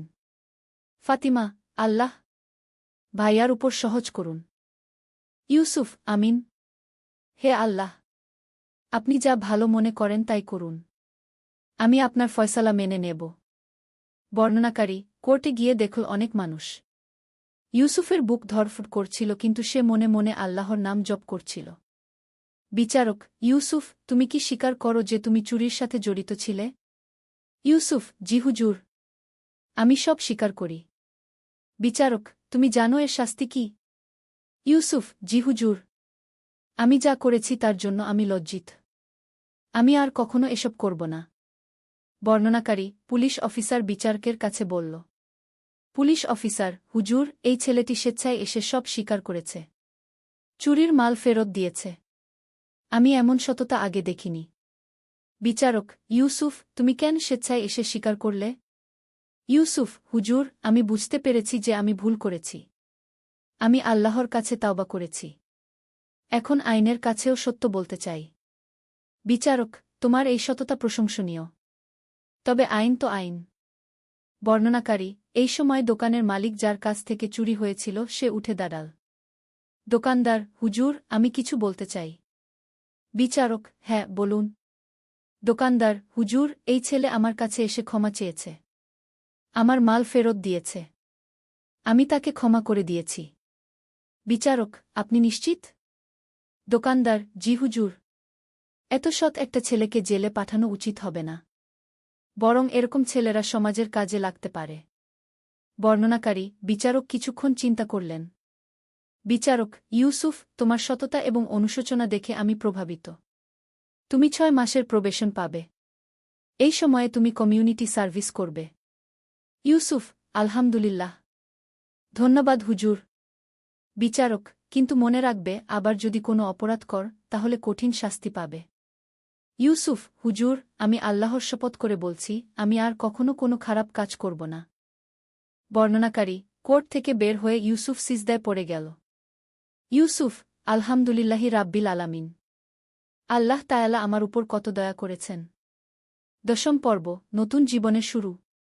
বর্ণনাকারী: প্রবেশনের সময় ইউসুফ হাসপাতালে রোগীদের সেবা করত। প্রতিদিন ফজরের পর সে হাসপাতালে যেত এবং বিকেলে ফিরত। ইউসুফ: আম্মা, আজ হাসপাতালে একজন বৃদ্ধ মানুষের সাথে দেখা হল। তার কোনো আত্মীয় নেই। খুব কষ্টে আছেন। আয়েশা: তুই তার জন্য কি করলি? ইউসুফ: তার জন্য খাবার কিনে দিয়েছি। আর তার সাথে কিছুক্ষণ বসে কথা বলেছি। আব্দুল্লাহ: মাশাআল্লাহ বেটা। এভাবেই মানুষের সেবা করতে হয়। ইউসুফ: আব্বা, আমার খুব ভালো লাগে যখন কারও উপকার করতে পারি। বর্ণনাকারী: একদিন হাসপাতালে ইউসুফের সাথে নাসির নামে এক দরিদ্র মানুষের দেখা হল। তার ছোট মেয়ে অসুস্থ, কিন্তু চিকিৎসার টাকা নেই। নাসির: ভাই, আপনি কি আমাকে একটু সাহায্য করতে পারবেন? ইউসুফ: কী রকম সাহায্য? নাসির: আমার মেয়ের অপারেশন লাগবে। কিন্তু আমার কাছে টাকা নেই। ইউসুফ: কত টাকা লাগবে? নাসির: 15,000 টাকা। ইউসুফ: আপনি চিন্তা করবেন না, আমি ব্যবস্থা করি। বর্ণনাকারী: ইউসুফ বাড়ি গিয়ে তার বাবার কাছে নাসিরের কথা বলল। ইউসুফ: আব্বা, নাসির চাচার মেয়ের অপারেশন লাগবে। আমরা কি তাকে সাহায্য করতে পারি? আব্দুল্লাহ: অবশ্যই বেটা। আল্লাহ তাআলা আমাদের সচ্ছল রেখেছেন অন্যদের সাহায্য করার জন্য। আয়েশা: আমার কাছেও কিছু টাকা জমানো আছে, সেটাও দিয়ে দাও। বর্ণনাকারী: পরের দিন ইউসুফ নাসিরের কাছে টাকা নিয়ে গেল। নাসির: ভাই, আপনি আমার জন্য এত করছেন কেন? ইউসুফ: চাচা, আমি আগে অনেক খারাপ কাজ করেছি। এখন আল্লাহর কাছে ক্ষমা চাইছি। আর মানুষের উপকার করে তার সন্তুষ্টি পেতে চাইছি। নাসির: আল্লাহ আপনার মঙ্গল করুন। আপনার মতো ভালো মানুষ খুব কমই দেখা যায়। ইউসুফ: চাচা, আমি ভালো মানুষ নই। আল্লাহর রহমতেই আমি এই পথে এসেছি। বর্ণনাকারী: নাসিরের মেয়ের অপারেশন সফল হল। নাসির প্রতিদিন ইউসুফের জন্য দোয়া করত। 11 পর্ব, হাসানের ফেরা। বর্ণনাকারী: কয়েক মাস পর একদিন হাসান আবার ইউসুফের বাড়িতে এল। এবার তার চেহারা আলাদা। সে খুবই বিধ্বস্ত দেখাচ্ছিল। হাসান: ইউসুফ, আমার সাথে একটু কথা আছে। ইউসুফ: হ্যাঁ হাসান, বল। হাসান: ইউসুফ, তুই ঠিকই করেছিলি। ইউসুফ: কি বলছিস? হাসান: পুলিশের কাছে সব স্বীকার করে। আমি সেদিন তোর উপর রেগে গিয়েছিলাম, কিন্তু এখন বুঝতে পারছি। ইউসুফ: কি হয়েছে তোর? হাসান: ইউসুফ, আমার জীবনে শান্তি নেই। রাত্রে ঘুম আসে না। সবসময় ভয় লেগে থাকে। ইউসুফ: হাসান, তুই তাওবা কর। আল্লাহ তোকেও ক্ষমা করে দেবেন। হাসান: কিন্তু আমার গুনাহ অনেক বেশি। ইউসুফ: আল্লাহর রহমত আরও বেশি। তুই আমার সাথে শায়েখ আহমদের কাছে চল। হাসান: উনি কি আমাকে ক্ষমা করবেন? ইউসুফ: হাসান, আল্লাহর নেক বান্দারা সবাইকে ক্ষমা করেন। চল। বর্ণনাকারী: সেদিন বিকেলে ইউসুফ হাসানকে নিয়ে শায়েখ আহমদের কাছে গেল। ইউসুফ: হুজুর, হাসান তাওবা করতে চায়। শায়েখ আহমদ: মাশাআল্লাহ। হাসান: এসো বেটা। হাসান: হুজুর, আমি অনেক খারাপ কাজ করেছি। আল্লাহ কি আমাকে ক্ষমা করবেন? শায়েখ আহমদ: অবশ্যই বেটা। আল্লাহ তাআলা বলেছেন, যারা কুফরি করেছে তারা যদি তাওবা করে এবং ঈমান আনে, তাহলে আমি তাদের পূর্বের সব গুনাহ মাফ করে দেবগু। হাসান: হুজুর, আমি সত্যিই তাওবা করতে চাই। শায়েখ আহমদ: তাহলে তুমিও পুলিশের কাছে গিয়ে সব স্বীকার কর। সততার পথ সবসময় উত্তম। হাসান: জি হুজুর, আমি যাব। বর্ণনাকারী: পরের দিন হাসানও পুলিশের কাছে গিয়ে সব স্বীকার করল। তাকেও প্রবেশন দেওয়া হল। 10 পর্ব, 1 বছর পর। বর্ণনাকারী: 1 বছর পর ইউসুফের প্রবেশন শেষ হল। এই 1 বছরে সে সম্পূর্ণ পাল্টে গেছে। এখন সে একটি এনজিওতে কাজ করে দরিদ্র মানুষদের সেবায়। ইউসুফ, আব্বা, আজ আমাদের এনজিও একটি অনাথ আশ্রম খুলছে। আব্দুল্লাহ, মাশাআল্লাহ বেটা, তুই খুব ভালো কাজ করছিস। ইউসুফ, আব্বা, আমি চাই আমার বাকি জীবনটা মানুষের সেবায় কাটাতে। আয়েশা, আল্লাহ তোকে আরও নেক কাজের তৌফিক দিন। বর্ণনাকারী শাইখ আহমদ একদিন ইউসুফদের বাড়িতে এলেন। শাইখ আহমদ, ইউসুফ, তোমার পরিবর্তন দেখে আমার খুব খুশি লেগেছে। ইউসুফ, হুজুর, এই পরিবর্তন আল্লাহর রহমতে আর আপনার দোয়ায়। শাইখ আহমদ, তুমি এখন অন্য ছেলে মেয়েদের জন্য একটা উদাহরণ। ইউসুফ, হুজুর, আমি চাই যারা ভুল পথে চলে গেছে তারা যেন আমার গল্প শুনে ফিরে আসে। শাইখ আহমদ, ইনশাল্লাহ। তুমি মসজিদে এসে যুবকদের সাথে কথা বলতে পার। বর্ণনাকারী ইউসুফ নিয়মিত মসজিদে গিয়ে যুবকদের তার অভিজ্ঞতা শেয়ার করত। অনেকেই তার কথা শুনে অনুপ্রাণিত হতো। একদিন একজন তরুণ ইউসুফের কাছে এল। তরুণ ভাই, আমিও আপনার মতো ভুল পথে চলে গিয়েছিলাম। আপনার গল্প শুনে আমি তাওবা করেছি। ইউসুফ, আলহামদুলিল্লাহ। আল্লাহ তোমাকে সঠিক পথে রাখুন। তরুণ ভাই, এখন আমি কি করব? ইউসুফ, প্রথমে নিয়মিত নামাজ পড়, কোরআন পড়, তারপর মানুষের সেবা কর। আল্লাহ তোমাকে সাহায্য করবেন। ত্রয়োদশ পর্ব, বিয়ে ও নতুন সংসার। বর্ণনাকারী 2 বছর পর ইউসুফের বিয়ে হল। তার স্ত্রী জয়নব একজন খুব ভালো এবং ধার্মিক মেয়ে। জয়নব, ইউসুফ, তুমি তোমার অতীতের কথা লুকাওনি, এতে আমার খুব ভালো লেগেছে। ইউসুফ, জয়নব, আমি চাই আমাদের মধ্যে কোনো গোপনীয়তা না থাকুক। জয়নব, আল্লাহ তোমাকে হেদায়েত দিয়েছেন। আমি চাই আমরা একসাথে নেক কাজ করি। ইউসুফ, ইনশাআল্লাহ। আমরা আমাদের ঘরকে দিনের একটা কেন্দ্র বানাব। বর্ণনাকারী বিয়ের পর ইউসুফ ও জয়নব একসাথে অনেক ভালো কাজ করতে শুরু করল। তারা দরিদ্রদের সাহায্য করত, অনাথদের দেখাশোনা করত। একদিন আয়েশা তার ছেলের কাছে এল। আয়েশা, বেটা, তোর এই পরিবর্তন দেখে আমার মনে হয় আমার দোয়া কবুল হয়েছে। ইউসুফ, আম্মা, আপনার দোয়াতেই আমি আজ এখানে। আয়েশা, আল্লাহ তোমাদের দুজনকে খুশি রাখুন। জয়নব, আম্মা, আমরা চাই আমাদের সন্তানদের দিনের সাথে বড় করতে। আয়েশা, ইনশাআল্লাহ। তোমরা ভালো বাবা মা হবে। চতুর্দশ পর্ব, নতুন প্রজন্ম। বর্ণনাকারী কয়েক বছর পর ইউসুফ ও জয়নবের একটি ছেলে হল। তারা তার নাম রাখল মুহাম্মদ। ইউসুফ, জয়নব, আমি চাই আমাদের ছেলে যেন আমার মতো ভুল পথে না যায়। জয়নব, ইনশাআল্লাহ। আমরা তাকে ছোটবেলা থেকেই দিনের সাথে পরিচয় করাব। ইউসুফ, আমি চাই ও যেন আমার অতীতের কথা জানুক, যাতে সেই ভুল না করে। বর্ণনাকারী শাইখ আহমদ এসে নাতিকে দেখে গেলেন। শাইখ আহমদ, মাশাআল্লাহ। আল্লাহ এই শিশুকে নেককার বান্দা বানান। ইউসুফ, হুজুর, দোয়া করুন যেন আমি একজন ভালো বাবা হতে পারি। শাইখ আহমদ, তুমি ভালো বাবা হবে ইনশাআল্লাহ। কারণ তুমি জান ভুল পথের কষ্ট কি। বর্ণনাকারী ইউসুফ এখন একটি ইসলামিক স্কুল প্রতিষ্ঠা করেছে। সেখানে সে বিনামূল্যে দরিদ্র ছেলে মেয়েদের পড়ায়। একদিন একজন মা তার কাছে এল। মা, উস্তাদ, আমার ছেলেও আপনার মতো ভুল পথে চলে গেছে। আমি কি করব? ইউসুফ, আপা, আপনি ধৈর্য রাখুন এবং তার জন্য দোয়া করুন। আল্লাহর রহমত অসীম। মা, কিন্তু সে আমাদের কথা শোনে না। ইউসুফ, আমিও আমার বাবা মার কথা শুনতাম না। কিন্তু তাদের দোয়া আর ভালোবাসা আমাকে ফিরিয়ে এনেছে। মা, আপনি কি তার সাথে একবার কথা বলতে পারবেন? ইউসুফ, অবশ্যই।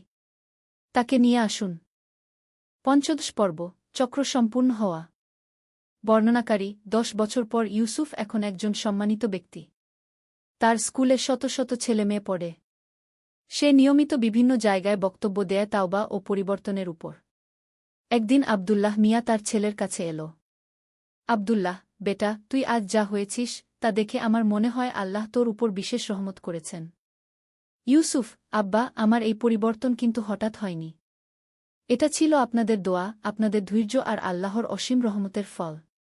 আব্দুল্লাহ, বেটা, আমি কখনো তোর প্রতি আশা হারাইনি। ইউসুফ, আব্বা, সেজন্যই তো আজ আমি এখানে। বর্ণনাকারী সেদিন ইউসুফ তার পুরানো এলাকায় গেল। দেখল অনেক পরিবর্তন হয়েছে। তার পুরানো বন্ধুদের অনেকেই এখন ভালো পথে। হঠাৎ তার দেখা হল সেই দোকানদারের সাথে যার দোকানে সে চুরি করেছিল। দোকানদার ইউসুফ, সুবহানাল্লাহ, তুমি এত বদলে গেছ। ইউসুফ, চাচা, আলহামদুলিল্লাহ। আপনি আমাকে ক্ষমা করেছিলেন, সেজন্য আল্লাহও আমাকে ক্ষমা করেছেন। দোকানদার, বেটা, তোর মতো ছেলে দেখে আমার ঈমান বেড়ে যায়। আল্লাহর কুদরত। একদিন আলী সাহেব সোহেলের অফিসে এলেন। সোহেল তাকে দেখে অবাক হয়ে গেল। স্যার, আপনি এখানে? হ্যাঁ সোহেল, তোমার অফিস একবার দেখতে চাইলাম। খুব সুন্দর হয়েছে গু।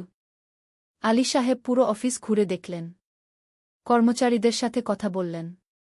তারপর সোহেলের রুমে এসে বসলেন। সোহেল, তুমি অনেক দূর এসেছ। মনে আছে 7 বছর আগে তুমি যখন আমার অফিসে প্রথম এসেছিলে চা বানানোর কাজ করতে? হ্যাঁ স্যার, সব মনে আছে ইউ। আমি গর্বিত যে আমি তোমাকে একটা সুযোগ দিয়েছিলাম, আর তুমি সেই সুযোগকে কাজে লাগিয়েছ। জানো সফলতার মূল সূত্র কি? কি স্যার? কঠোর পরিশ্রম, সততা আর হাল না ছাড়া। তোমার মধ্যে এই 3টা গুণই আছে গু। সোহেল চোখে জল নিয়ে বলল, আপনি না থাকলে আজ আমি এখানে পৌঁছাতে পারতাম না স্যার। না সোহেল, আমি শুধু একটা দরজা খুলে দিয়েছিলাম। ভেতরে ঢুকে পথ তৈরি করেছ তুমি নিজে গু। আলী সাহেব চলে যাওয়ার আগে বললেন, আমার একটা বড় প্রজেক্ট আছে, একটা 20 ফ্লোর বিজনেস টাওয়ার। আমি চাই তুমি এই প্রজেক্টে আমার সাথে পার্টনার হও। 50-50। রাজি? সোহেল অবাক হয়ে গেল। এত বড় প্রজেক্ট? স্যার, আমার কি যথেষ্ট সামর্থ্য আছে? আছে, আমি বিশ্বাস করি। সোহেল রাজি হয়ে গেল। এটা তার জীবনের সবচেয়ে বড় প্রজেক্ট হবে। 50 অধ্যায়, বড় চ্যালেঞ্জ। 20 ফ্লোর বিজনেস টাওয়ারের কাজ শুরু হল। এটা সোহেলের জীবনের সবচেয়ে বড় চ্যালেঞ্জ। প্রজেক্টের বাজেট প্রায় 10 করোড় টাকা। সোহেলকে 5 করোড় টাকা ইনভেস্ট করতে হবে। সোহেল তার সব সঞ্চয়ে, ব্যাংক লোন আর কিছু ইনভেস্টর থেকে টাকা জোগাড় করল। এটা একটা বিশাল ঝুঁকি। যদি প্রজেক্ট ব্যর্থ হয়, সব শেষ। মিনা চিন্তিত ছিল। সোহেল, এত বড় ঝুঁকি নেওয়া ঠিক হবে? মিনা, জীবনে বড় কিছু করতে হলে ঝুঁকি নিতে হয়। আমি এই সুযোগ হাতছাড়া করতে চাই না গিয়ে। কিন্তু যদি কিছু ভুল হয়? ভুল হবে না। আমি আলী সাহেবের সাথে আছি, উনি আমাকে গাইড করবেন। প্রজেক্ট শুরু হল। প্রথম 6 মাস সব ভালোই চলছিল। কাজ সময়মতো হচ্ছে, বাজেট ঠিক আছে। কিন্তু 7 মাসের মাথায় একটা বড় সমস্যা দেখা দিল। একজন প্রধান ইনভেস্টর হঠাৎ তার টাকা ফেরত চাইলেন। তিনি অন্য একটা জরুরি কাজে টাকা লাগবে বলে জানালেন। 1 করোড় টাকা ফেরত দিতে হবে। সোহেল বিপদে পড়ে গেল। 1 করোড় টাকা এখন কোথায় পাবে? প্রজেক্টে সব টাকা ঢেলে দিয়েছে। সে আলী সাহেবের সাথে কথা বলল। আলী সাহেব বললেন, চিন্তা করো না, আমি ব্যবস্থা করছি। কিন্তু আলী সাহেবও বড় একটা প্রজেক্টে আটকে আছেন। তার হাতে লিকুইড ক্যাশ নেই। সোহেল অন্য ব্যাংক থেকে লোন নেওয়ার চেষ্টা করল। কিন্তু ব্যাংক বলল, ইতিমধ্যে তার অনেক লোন আছে, নতুন লোন দিতে পারবে না। সোহেল রাতে ঘুমাতে পারছিল না। খাওয়া দাওয়া বন্ধ করে দিয়েছিল। মিনা তাকে দেখে খুব চিন্তিত হয়ে গেল। সোহেল, প্লিজ নিজেকে এভাবে শেষ করে ফেলো না। কোনো একটা রাস্তা বের হবেই কি। কিন্তু সোহেল কোনো রাস্তা দেখতে পাচ্ছিল না। ইনভেস্টর 15 দিন সময় দিয়েছে। 15 দিনের মধ্যে টাকা ফেরত না দিলে তিনি আইনি ব্যবস্থা নেবেন। 10 দিন কেটে গেল। সোহেল কোনো সমাধান খুঁজে পেল না। সে প্রায় হাল ছেড়ে দিয়েছিল। 11 দিনের দিন একটা অপ্রত্যাশিত ঘটনা ঘটল। জাহিদ ভাই, সোহেলের পুরনো সহকর্মী, তার অফিসে এলেন। জাহিদ ভাই এখন একটা রিয়েল এস্টেট কোম্পানিতে সিনিয়র ম্যানেজার। সোহেল, আমি তোমার সমস্যার কথা শুনেছি গু। হ্যাঁ ভাই, আমি বিপদে পড়েছি। আমি তোমাকে সাহায্য করতে চাই। আমার কিছু সঞ্চয় আছে, 5 লাখ টাকা। তুমি নাও। সোহেল চোখে জল নিয়ে বলল, ভাই আমি কিছু বলার দরকার নেই। তুমি আমাকে অনেক কিছু শিখিয়েছ। তোমার কাছ থেকে পরিশ্রম আর সততা শিখেছি। এখন আমার পালা তোমাকে সাহায্য করার। জাহিদ ভাই চলে যাওয়ার পর আরও 2 জন এলো। একজন সোহেলের পুরনো ক্লায়েন্ট, আরেকজন তার কর্মচারী। 2 জন মিলে আরও 8 লাখ টাকা দিল। করিম মামা 20 লাখ টাকা ব্যবস্থা করলেন। তার কিছু বন্ধুদের কাছ থেকে ধার করে। মিনা তার সব গয়না বিক্রি করে 10 লাখ টাকা দিল। সবাই মিলে প্রায় 45 লাখ টাকা জোগাড় হল। বাকি 65 লাখ টাকা সোহেল তার অফিসের সব অ্যাসেট বিক্রি করে আর একটা প্রাইভেট ফিন্যান্স কোম্পানি থেকে উচ্চ সুদে লোন নিয়ে ব্যবস্থা করল। ঠিক 14 দিনের দিন সোহেল ইনভেস্টরকে 1 করোড় টাকা ফেরত দিল। ইনভেস্টর টাকা নিয়ে চলে গেলেন। সোহেল তার অফিসে ফিরে এসে চেয়ারে বসে কাঁদল। এত চাপ, এত টেনশন, সব যেন একসাথে বের হয়ে এল। মিনা এসে তাকে জড়িয়ে ধরল। আমরা পেরেছি সোহেল, আমরা পেরেছি গু। ষোড়শ অধ্যায়, পুনরুদ্ধার। এই ঘটনার পর সোহেল আরও সাবধান হয়ে গেল। সে বুঝল ব্যবসায় শুধু সাহস নয়, বুদ্ধিও লাগে। ঝুঁকি নিতে হয়, কিন্তু হিসাব করে। প্রজেক্ট চলতে থাকল। এবার সোহেল আরও সতর্কতার সাথে সবকিছু পরিচালনা করল। প্রতিটা খরচ হিসাব করল, প্রতিটা সিদ্ধান্ত ভেবেচিন্তে নিল। আরও 1 বছর পর 20 ফ্লোর বিজনেস টাওয়ার সম্পন্ন হল। চমৎকার বিল্ডিং, শহরের অন্যতম সুন্দর ভবন। বিল্ডিংয়ের উদ্বোধন অনুষ্ঠানে শহরের মেয়র এলেন। অনেক ব্যবসায়ী, সাংবাদিক এল। সোহেলের নাম পত্রিকা ছাপা হল। স্বপ্নের শহরে এক তরুণ উদ্যোক্তার সফলতার গল্পও। প্রজেক্ট থেকে সোহেলের লাভ হল প্রায় 2 করোড় টাকা। এই টাকা দিয়ে সে সব ঋণ শোধ করল। জাহিদ ভাইয়ের টাকা ফেরত দিল। করিম মামার ঋণ শোধ করল। যারা সাহায্য করেছিল সবাইকে টাকা ফেরত দিল। মিনার জন্য নতুন গয়না কিনল, আরও সুন্দর। তার মাকে গ্রামে একটা নতুন পাকা বাড়ি বানিয়ে দিল। মা কাঁদতে কাঁদতে বললেন, তোর বাবা বেঁচে থাকলে কত খুশি হতো। তুই আমার সব স্বপ্ন পূরণ করেছিস গে। সোহেল নিজেদের জন্য একটা ফ্ল্যাট কিনল। 4 রুমের ফ্ল্যাট, সমুদ্রের কাছে। এখন আর ভাড়া বাড়িতে থাকতে হয় না। সপ্তদশ অধ্যায়, প্রতিদান। সোহেল এখন একজন প্রতিষ্ঠিত উদ্যোক্তা। কিন্তু সে তার শেখ ভোলেনি। যে গ্রাম থেকে সে এসেছে, যারা তাকে সাহায্য করেছে, কাউকেই ভোলেনি। সে তার গ্রামে একটা স্কুল বানিয়ে দিল। সোহেল ফাউন্ডেশন স্কুল কো গরিব ছেলেমেয়েরা ফ্রিতে পড়তে পারবে। ভালো শিক্ষক নিযোগ দিল। ভালো পড়াশোনার ব্যবস্থা করল। শহরে একটা ফ্রি মেডিকেল ক্লিনিক খুলল। গরিব মানুষরা ফ্রিতে চিকিৎসা পাবে। প্রতি বছর 10 জন মেধাবী কিন্তু গরিব ছাত্রছাত্রীকে স্কলারশিপ দেওয়া শুরু করল। তারা বিনামূল্যে পড়াশোনা করতে পারবে। একদিন একটা টিভি চ্যানেল সোহেলের ইন্টারভিউ নিতে এল। আপনার সফলতার গোপন সূত্র কি? সোহেল একটু ভেবে বলল, কঠোর পরিশ্রম, সততা আর হাল না ছাড়া। এই 3টা জিনিস যদি কারো মধ্যে থাকে, সে যে কোনো কিছু অর্জন করতে পারে।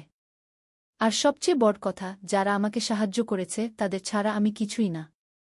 একা কেউ সফল হতে পারে না গি। আপনার পরবর্তী স্বপ্ন কি? আমি চাই আরও মানুষকে সাহায্য করতে। আমার মতো যারা গ্রাম থেকে শহরে আসে তাদের জন্য একটা ট্রেনিং সেন্টার খুলব। তারা সেখানে বিভিন্ন স্কিল শিখতে পারবে, চাকরি পাবে, নিজের পায়ে দাঁড়াতে পারবে গু। অষ্টাদশ অধ্যায়, নতুন প্রজন্ম। আরও 5 বছর কেটে গেল। সোহেল এখন 45 বছরের। তার মেয়ে সারা এখন 9 বছরের। স্কুলে ক্লাস 4-এ পড়ে। খুব মেধাবী মেয়ে। একদিন সারা বাবাকে জিজ্ঞেস করল, বাবা, তুমি কিভাবে এত বড় হলে? আমার বন্ধুরা বলে তুমি একজন সফল মানুষ গো। সোহেল তাকে কোলে নিয়ে বসল। বাবা, তুমি জানো তোমার দাদু ছিলেন একজন স্কুল শিক্ষক। খুব সৎ মানুষ। কিন্তু আমরা গরিব ছিলাম। আমি রিকশা চালাতাম গো। রিকশা? সত্যি? হ্যাঁ। তারপর আমি এই শহরে এলাম। অনেক কষ্ট করেছি। কিন্তু হাল ছাড়িনি। মানুষ আমাকে সাহায্য করেছে। আর আমি কঠোর পরিশ্রম করেছি। বাবা, আমিও কি তোমার মতো হতে পারব? অবশ্যই পারবে বাবা। তবে মনে রেখো, সফলতা মানে শুধু টাকা পয়সা না। সফলতা মানে ভালো মানুষ হওয়া, অন্যদের সাহায্য করা, সৎ থাকা গু। সারা মাথা নাডল। আমি ভালো মানুষ হব বাবাগু। সোহেল তার মেয়েকে জড়িয়ে ধরল। মনে মনে ভাবল, তার জীবনের সব কষ্ট সার্থক হয়েছে। মিনা রান্নাঘর থেকে ডাকল, খাবার তৈরি। এসো। সোহেল সারাকে নিয়ে ডাইনিং টেবিলে গেল। ঋতু এসেছে। সে এখন বিয়ে করেছে, তার একটা ছেলে হয়েছে। সোহেলের মা মাঝে মাঝে চট্টগ্রামে বেড়াতে আসেন। আজও এসেছেন। সবাই মিলে খেতে বসল। হাসিগল্পে ভরা পরিবার। সোহেল তাকাল তার মায়ের দিকে, মিনার দিকে, সারার দিকে, ঋতুর দিকে। মনে হল জীবনে আর কি চাই। খাওয়া শেষে সবাই বসে রইল। গল্প করছিল। হঠাৎ সোহেলের ফোন বাজল। অফিস থেকে। একটা জরুরি বিষয়। সোহেল ফোন রেখে দিয়ে মিনাকে বলল, একটা নতুন প্রজেক্টের প্রস্তাব এসেছে। একটা এতিমখানা বানানোর কাজ। সরকারি প্রজেক্ট। তুমি নেবে? অবশ্যই। এটা আমার স্বপ্নের প্রজেক্ট। যেসব বাচ্চাদের বাবা মা নেই তাদের জন্য একটা সুন্দর জায়গা।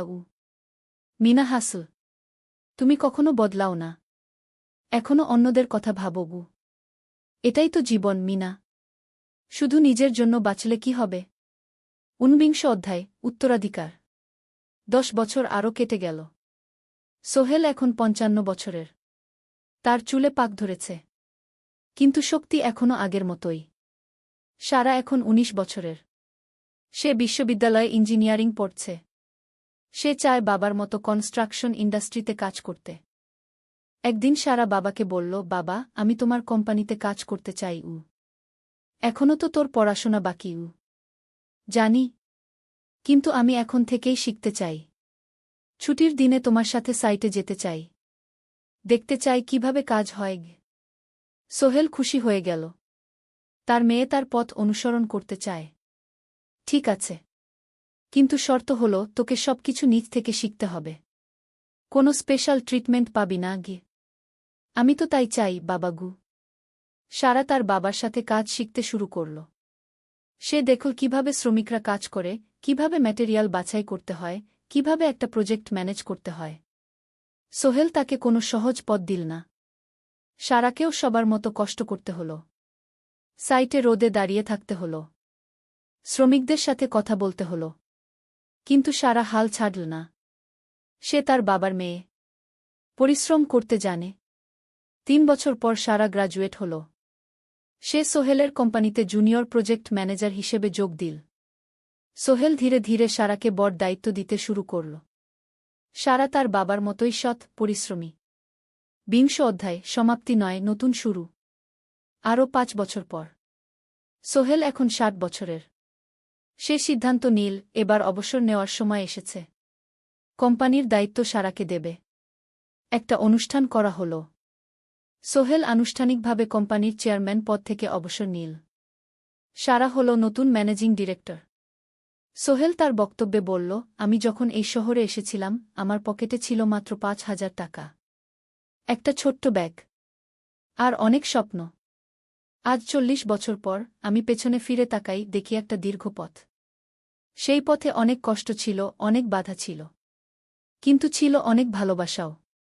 অনেক মানুষের সাহায্যও। আমি বিশ্বাস করি সফলতা একা আসে না। এটা আসে অনেক মানুষের সমর্থন, ভালোবাসা আর বিশ্বাস নিয়ে। আমি যা কিছু অর্জন করেছি তা আমার একার না। এটা আমার পরিবারের, আমার কর্মচারীদের, আমার বন্ধুদের, সবার। আজ আমি আমার মেয়ে সারার হাতে এই দায়িত্ব তুলে দিচ্ছি। আমি জানি সে আমার চেয়ে ভালো করবে। কারণ সে শিখেছে আমার ভুল থেকে, আমার অভিজ্ঞতা থেকে। অনুষ্ঠান শেষ হল। সবাই চলে গেল। সোহেল আর মিনা অফিসে একা দাঁড়িয়ে রইল। মিনা, মনে আছে আমরা প্রথম কখন দেখা হয়েছিলাম? হ্যাঁ। তোমার সেই ছোট্ট মুদি দোকানে। তুমি বিস্কুট কিনতে এসেছিলে। কে ভেবেছিল সেই দিন থেকে আমাদের এই পর্যস্বপ্নের শহর। প্রথম অধ্যায়, যাত্রা শুরু। সকাল 7টা বেজে গেছে। ঢাকার কমলাপুর রেলস্টেশনে মানুষের ভিড়। চারদিকে চা বিস্কুট বিক্রেতাদের চিৎকার, ট্রেনের হর্ন আর যাত্রীদের কোলাহল। এই বিশাল ভিড়ের মধ্যে একটা ছোট্ট ব্যাগ হাতে দাঁড়িয়ে আছে সোহেল। বয়স মাত্র 22। গায়ের রং শ্যামলা, চোখে স্বপ্নের ঝিলিক। ভাইজা, চট্টগ্রামের টিকিট আছে? সোহেল টিকিট কাউন্টারের সামনে দাঁড়িয়ে জিজ্ঞেস করল। আছে। 30 টাকা। কাউন্টারের লোকটা উত্তর দিল। সোহেল তার পকেট থেকে টাকা বের করল। মোট 5,000 টাকা। এই টাকা সে জমিয়েছে গত 3 বছরে রিকশা চালিয়ে। তার স্বপ্ন ছিল চট্টগ্রাম গিয়ে একটা ভালো চাকরি পাওয়া। গ্রামে আর থাকতে চায় না সে। বাবা মারা গেছেন 10 বছর আগে। মা আর ছোট বোন ঋতুকে নিয়ে সংসার চালাচ্ছিল রিকশা চালিয়ে। কিন্তু এভাবে তো আর সারা জীবন চলবে না। টিকিট কেটে সোহেল প্ল্যাটফর্মে এলো। ট্রেন ছাড়বে আর মাত্র 15 মিনিট পরে। সে একটা বেঞ্চে বসে পড়ল। ব্যাগটা বুকের কাছে চেপে ধরল। এই ব্যাগে আছে তার সব সম্পদ, কিছু কাপড়, একটা ছোট্ট ফটো ফ্রেমে বাবা মায়ের ছবি, আর কিছু টাকা। কোথায় যাচ্ছেন? পাশে বসা একজন বয়স্ক মানুষ জিজ্ঞেস করলেন। চট্টগ্রাম, কাকা। চাকরি খুঁজতে যাচ্ছি, কে সোহেল বিনয়ের সাথে উত্তর দিল। ভালো। তবে শহরে সাবধানে থাকবেন। শহর মানে অনেক সুযোগ, কিন্তু অনেক ফাঁদও আছে, বয়স্ক লোকটা বললেন। সোহেল মাথা নাড়ল। সে জানে শহরের জীবন সহজ না। কিন্তু তার কোনো বিকল্প নেই। গ্রামে রিকশা চালিয়ে মাসে ৩,৫০০ টাকা আয় হতো। তার মধ্যে সংসার চালাতে হতো, বোনের স্কুলের খরচ দিতে হতো, মায়ের ওষুধের খরচ দিতে হতো। কিছুই বাঁচত না। আর এই জীবন থেকে বেরোনোর একটাই পথ, শহরে গিয়ে ভালো কাজ খুঁজে নেওয়া। সোহেল মনে মনে ভাবল তার বাবার কথা। বাবা ছিলেন একজন স্কুল শিক্ষক। খুব সৎ মানুষ ছিলেন। সবসময় বলতেন, সোহেল, তুই লেখাপড়া শিখে বড় মানুষ হবি। আমাদের পরিবারে আর কেউ বড় চাকরি করেনি। তুই করবি। কিন্তু বাবা যখন মারা গেলেন তখন সোহেল মাত্র এসএসসি পরীক্ষা দিয়েছে। ফলাফল ভালো হয়েছিল, জিপিএ অর্ধচতু। কিন্তু বাবার মৃত্যুর পর আর পড়া হল না। পরিবারের দায়িত্ব নিতে হল। ট্রেন ছাড়ল। সোহেল জানালার পাশে বসে বাইরে তাকাল। ধানক্ষেত, নদী, ছোট ছোট গ্রাম, সব পেছনে ফেলে ট্রেন এগিয়ে চল। সোহেলের মনে হল সে যেন তার পুরনো জীবনটাকেও পেছনে ফেলে আসছে। ট্রেনে একজন হকার এসে চা বিক্রি করছিল। সোহেল একটা চা কিনল। 10 টাকা। চা খেতে খেতে সে ভাবছিল, চট্টগ্রাম পৌঁছে কি হবে? করিম মামা তাকে সাহায্য করবেন তো? চাকরি পাওয়া যাবে তো? করিম মামা আসলে সোহেলের খুব দূর সম্পর্কের মামা। সোহেলের দাদির বোনের ছেলে। অনেক বছর আগে গ্রাম ছেড়ে চট্টগ্রামে চলে গিয়েছিলেন। সেখানে একটা কনস্ট্রাকশন কোম্পানিতে কাজ করেন। বছরে একবার দুবার গ্রামে আসতেন। গত বছর যখন এসেছিলেন তখন সোহেলের মাকে বলেছিলেন, সোহেলকে চট্টগ্রাম পাঠান। আমি একটা কাজের ব্যবস্থা করে দেব। সেই কথাতেই ভরসা করে সোহেল আজ এই যাত্রা। দ্বিতীয় অধ্যায়, নতুন শহর। চট্টগ্রাম পৌঁছাতে প্রায় 6 ঘণ্টা লেগে গেল। দুপুর 1টা বাজে। সোহেল স্টেশন থেকে বের হয়ে শহরের রাস্তায় দাঁড়াল। কি বিশাল শহর! এত গাড়ি, এত মানুষ। চারদিকে উঁচু উঁচু বিল্ডিং, দোকানপাট, মানুষের ভিড়। সোহেল কিছুক্ষণ দাঁড়িয়ে থাকল, সব কিছু দেখতে দেখতে। তার মনে হচ্ছিল সে যেন অন্য কোনো পৃথিবীতে এসে পড়েছে। তার পকেটে একটা ছোট্ট কাগজ আছে। সেখানে লেখা একটা ঠিকানা, করিম মিয়া, বাড়ি নং 23, রোড নং 5, আগ্রাবাদ, চট্টগ্রামকে। সোহেল একটা রিকশা ডাকল। কত নেবেন আগ্রাবাদ যেতে? 50 টাকা গু। সোহেল রিকশায় উঠল। রাস্তার দুধারে দোকান, মার্কেট, অফিস, সব কিছু দেখতে দেখতে সে অবাক হয়ে গেল। এত বড় শহর! এত কিছু! গ্রামের সেই ছোট্ট বাজারের সাথে কোনো তুলনাই হয় না। প্রায় আধা ঘণ্টা পর রিকশা একটা পুরনো বাড়ির সামনে থামল। 3 তলা বাড়ি, কিন্তু রং উঠে গেছে। সিঁড়ি দিয়ে উঠে 3য় তলায় করিম মামার ফ্ল্যাটে নক করল। দরজা খুলল এক মধ্যবয়সী মহিলা। কে? আসসালামু আলাইকুম, আপা। আমি সোহেল। নোয়াখালীর গ্রাম থেকে এসেছি। করিম মামা বাড়িতে আছেন? মহিলা তাকে মাথা থেকে পা পর্যন্ত দেখল। করিম তো অফিসে গেছে। তুমি কে? কোথা থেকে এসেছ? সোহেল সব খুলে বলল। মহিলা তাকে ভেতরে ঢুকতে দিল। বসো। করিম সন্ধ্যায় ফিরবে গু। ফ্ল্যাটটা ছোট। 2টো রুম, একটা ছোট্ট রান্নাঘর, আর একটা বাথরুম। কিন্তু সোহেলের কাছে খুব সুন্দর লাগল। গ্রামের সেই টিনের ঘরের চেয়ে তো অনেক ভালো। মহিলা তার নাম জানাল, সালমা। করিম মামার স্ত্রী। তাদের 2টো ছেলে, একজন ক্লাস 8-এ পড়ে, আরেকজন ক্লাস 5-এ। খেয়েছ? সালমা আপা জিজ্ঞেস করল। না আপা গু। অপেক্ষা করো। ভাত আছে, মাছ আছে। খাও। সোহেল প্রথমে রাজি হতে চাইল না।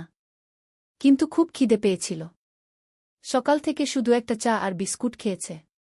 খাওয়া দাওয়ার পর সোহেল বসে রইল। সালমা আপা তাকে গল্প করতে লাগল। তোমার মা কেমন আছেন? তোমার বোন? ভালো আছে আপা। মার একটু গেটে বাত আছে। ওষুধ খাচ্ছেন? বোন স্কুলে পড়ে কু। তুমি কি করতে চাও এখানে? চাকরি খুঁজছি আপা। যে কোনো কাজ করব। বাসায় মা আর বোনকে টাকা পাঠাতে হবে। সালমা আপা মাথা নাড়ল। করিম তোমার জন্য কিছু একটা করবে। সে ভালো মানুষ গ। সারাদিন অপেক্ষা করু সোহেল। সন্ধ্যা ছটায় করিম মামা ফিরলেন। 50-এর কাছাকাছি বয়স, কালো রঙের প্যান্ট শার্ট পরা, হাতে একটা ব্যাগ। আরে সোহেল, কবে এলি? করিম মামা খুশি হয়ে বললেন। আজ সকালে মামা গু। করিম মামা তাকে জড়িয়ে ধরলেন। অনেকদিন পর দেখলাম। কেমন আছিস? ভালো আছি মামা গি। ভালো করেছিস এসে। এখানে অনেক সুযোগ আছে। তোর জন্য একটা কাজের ব্যবস্থা করে দেব। তবে প্রথমে কয়েকদিন এখানে থাক। শহরটা একটু চিনে নে। তারপর কাজে যোগ দিবি। সোহেলের মনে আসার আলো জ্বল। সে ভাবল হয়তো তার ভাগ্য এবার পাল্টাবে। 3য় অধ্যায়, প্রথম চাকরি। 1 সপ্তাহ পরে করিম মামা সোহেলকে তার কোম্পানিতে নিয়ে গেলেন। কোম্পানির নাম আলামিন কনস্ট্রাকশন। অফিসটা শহরের কেন্দ্রে 5 তলা একটা বিল্ডিংয়ের দোতলায়। মালিক আলী সাহেব। 50-এর কাছাকাছি বয়স, মোটা চেহারা, চোখে সোনার ফ্রেমের চশমা। বড়লোক মানুষ, কিন্তু খুব কড়া। এই ছেলেটাকে কি কাজে লাগাবেন? আলী সাহেব করিম মামাকে জিজ্ঞেস করলেন।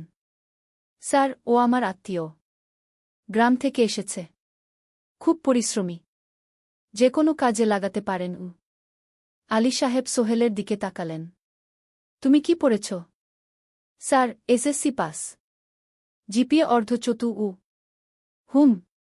ভালো। কম্পিউটার চালাতে পারো? না স্যার, পারি না। কিন্তু শিখতে চাই। আলী সাহেব একটু ভাবলেন। ঠিক আছে। তোমাকে অফিসের কাজে রাখব। ফাইল গুছানো, চা বানানো, কাগজপত্র নিয়ে যাওয়া না, এসব। মাসে 5,000 টাকা। রাজি আছো? জি স্যার। সোহেল খুশি হয়ে গেল। 5,000 টাকা। রিকশা চালিয়ে 3,500 পেত। এখানে 5,000। কাজ শুরু হলো পরদিন থেকে। সকাল 8টায় অফিসে যেতে হয়, ফিরতে হয় সন্ধ্যা 7টায়। প্রথম দিন সোহেল ঘুম থেকে উঠল ভোর 5টায়। তৈরি হয়ে 7:30টায় অফিসের উদ্দেশ্যে বের হল। করিম মামার বাড়ি থেকে অফিস প্রায় 5 কিলোমিটার। বাসে যেতে হয়। অফিসে পৌঁছে সোহেল দেখল সেই প্রথম আলী সাহেব এখনো আসেননি। অফিস খোলা ছিল না। 8-10 মিনিট পর একজন লোক এসে অফিস খুল। তুমি নতুন? জি। আমি সোহেল। আমি জাহিদ, অ্যাসিস্ট্যান্ট ম্যানেজার। এসো। জাহিদ ভাই সোহেলকে সব কিছু দেখাল। অফিসে মোট 6 জন কর্মচারী। 2 জন ইঞ্জিনিয়ার, একজন অ্যাকাউন্ট্যান্ট, একজন অ্যাসিস্ট্যান্ট ম্যানেজার, জাহিদ ভাই, একজন রিসেপশনিস্ট, আর এখন সোহেল। সোহেলের কাজ শুরু হলো চা বানানো দিয়ে। তারপর অফিস পরিষ্কার করা, ফাইল গুছানো, কাগজপত্র এক জায়গা থেকে আরেক জায়গায় নিয়ে যাওয়া। কাজ কঠিন না, কিন্তু সারাদিন দৌড়ঝাঁপ করতে হয়। দুপুরে খাবারের জন্য আধা ঘন্টা বিরতি। সোহেল একটা ছোট হোটেলে গিয়ে ভাতরাল তরকারি খেল। 50 টাকা। সন্ধ্যায় অফিস বন্ধ হল। সোহেল ক্লান্ত হয়ে বাসায় ফিরল। কেমন লাগল প্রথম দিন? করিম মামা জিজ্ঞেস করলেন। ভালো মামা। অনেক কিছু শিখলাম। প্রথম মাসের শেষে সোহেল বেতন পেল 5,000 টাকা। সে 3,000 টাকা মাকে পাঠাল। মা ফোনে কাঁদতে লাগলেন। আল্লাহ তোকে ভালো রাখুক সোহেল। সোহেলের চোখেও জল এলো। তার মনে হল সে একটা বড় কাজ করতে পেরেছে। 4র্থ অধ্যায়, শহরের জীবন। 3 মাস কেটে গেল। সোহেল এখন শহরের সাথে মিশে গেছে। প্রতিদিন অফিসে যাওয়া আসার পথে সে দেখে হাজারো মানুষের জীবন। কেউ সফল, কেউ ব্যর্থ। কিন্তু সবাই চলছে নিজের পথে। সোহেল অফিসের কাজের পাশাপাশি কম্পিউটার শেখার চেষ্টা করছে। অফিসে একটা কম্পিউটার আছে। যখন কেউ ব্যবহার করে না, তখন সোহেল একটু একটু শিখার চেষ্টা করে। জাহিদ ভাই তাকে সাহায্য করেন। সোহেল, তুমি যদি কম্পিউটার ভালোভাবে শিখতে পারো, তাহলে তোমার ভবিষ্যৎ উজ্জ্বল। জাহিদ ভাই একদিন বললেন। কিভাবে শিখব ভাই? ট্রেনিং সেন্টারে যাও। সন্ধ্যায় ক্লাস আছে। মাসে 2,000 টাকা লাগবে গি। সোহেল ভাবল। 2,000 টাকা অনেক। কিন্তু এটা বিনিয়োগ। ভবিষ্যতের জন্য সে একটা ট্রেনিং সেন্টারে ভর্তি হল। সপ্তাহে 3 দিন, সন্ধ্যা 7:30 থেকে রাত 9টা পর্যন্ত ক্লাস। কম্পিউটারের basic, MS Word, Excel, PowerPoint, internet ব্যবহার। একদিন অফিস থেকে ফেরার সময় সোহেল একটা দোকানে চা খেতে গেল। দোকানের পাশেই একটা ছোট্ট মুদি দোকান। সেখানে একটা মেয়ে বসে আছে। বয়স হবে 20-এর কাছাকাছি। সাদাসিধে চেহারা, সাদা শাড়ি পরা, কিন্তু চোখে এক ধরনের দৃঢ়তা। ভাইজা, 1 প্যাকেট বিস্কুট দেন কি? সোহেল বলল। মেয়েটা বিস্কুট দিল। 20 টাকা। সোহেল টাকা দিয়ে যাচ্ছিল, হঠাৎ মেয়েটা বলল, আপনি নতুন এসেছেন এই এলাকায়, তাই না? হ্যাঁ। 3 মাস হল। কিভাবে বুঝলেন? আপনার চেহারা দেখেই বোঝা যায়। এখনও গ্রামের ছোঁয়া আছে। আর আপনি প্রতিদিন এই পথ দিয়ে যান।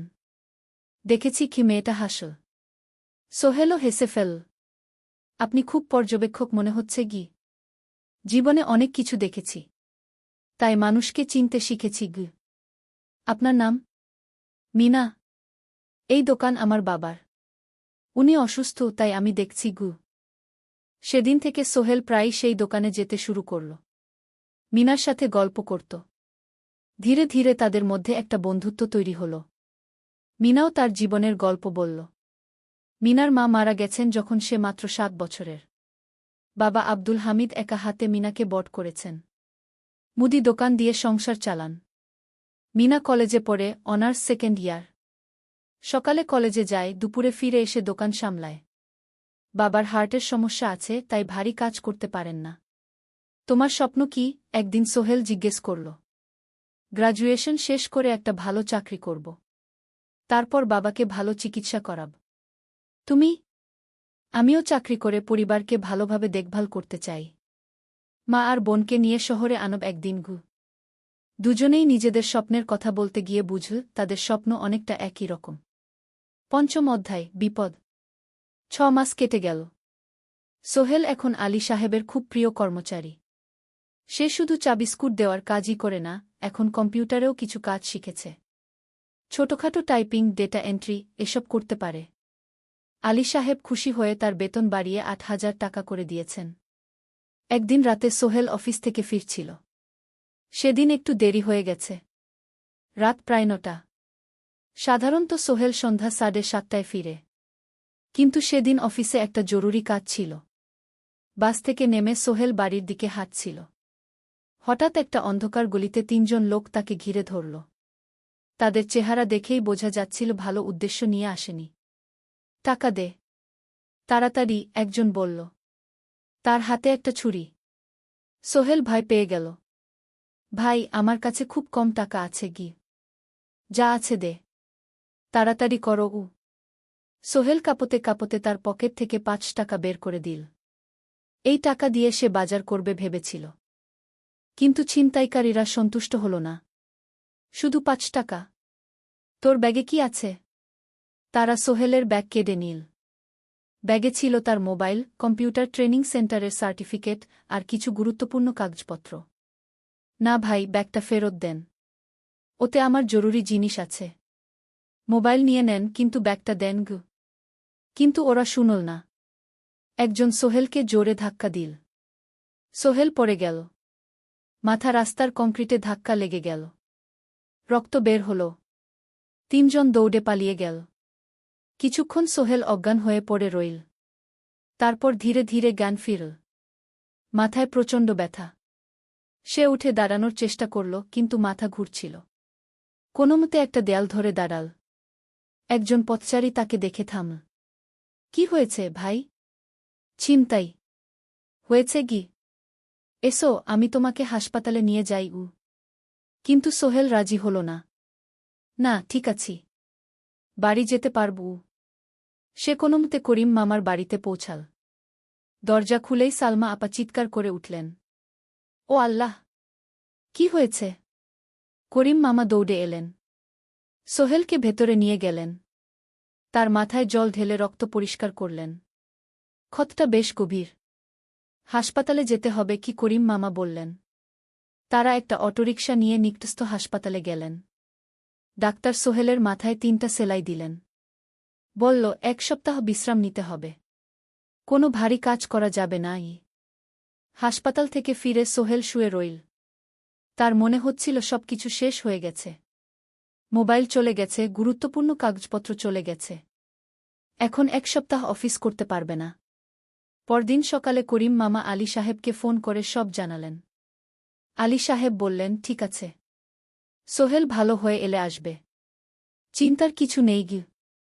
মিনা যখন এই খবর শুনল, সে সন্ধ্যায় সোহেলকে দেখতে এল করিম মামার বাড়িতে। সাথে এনেছিল কিছু ফল। কি হয়েছিল? মিনা চিন্তিত গলায় জিজ্ঞেস করল।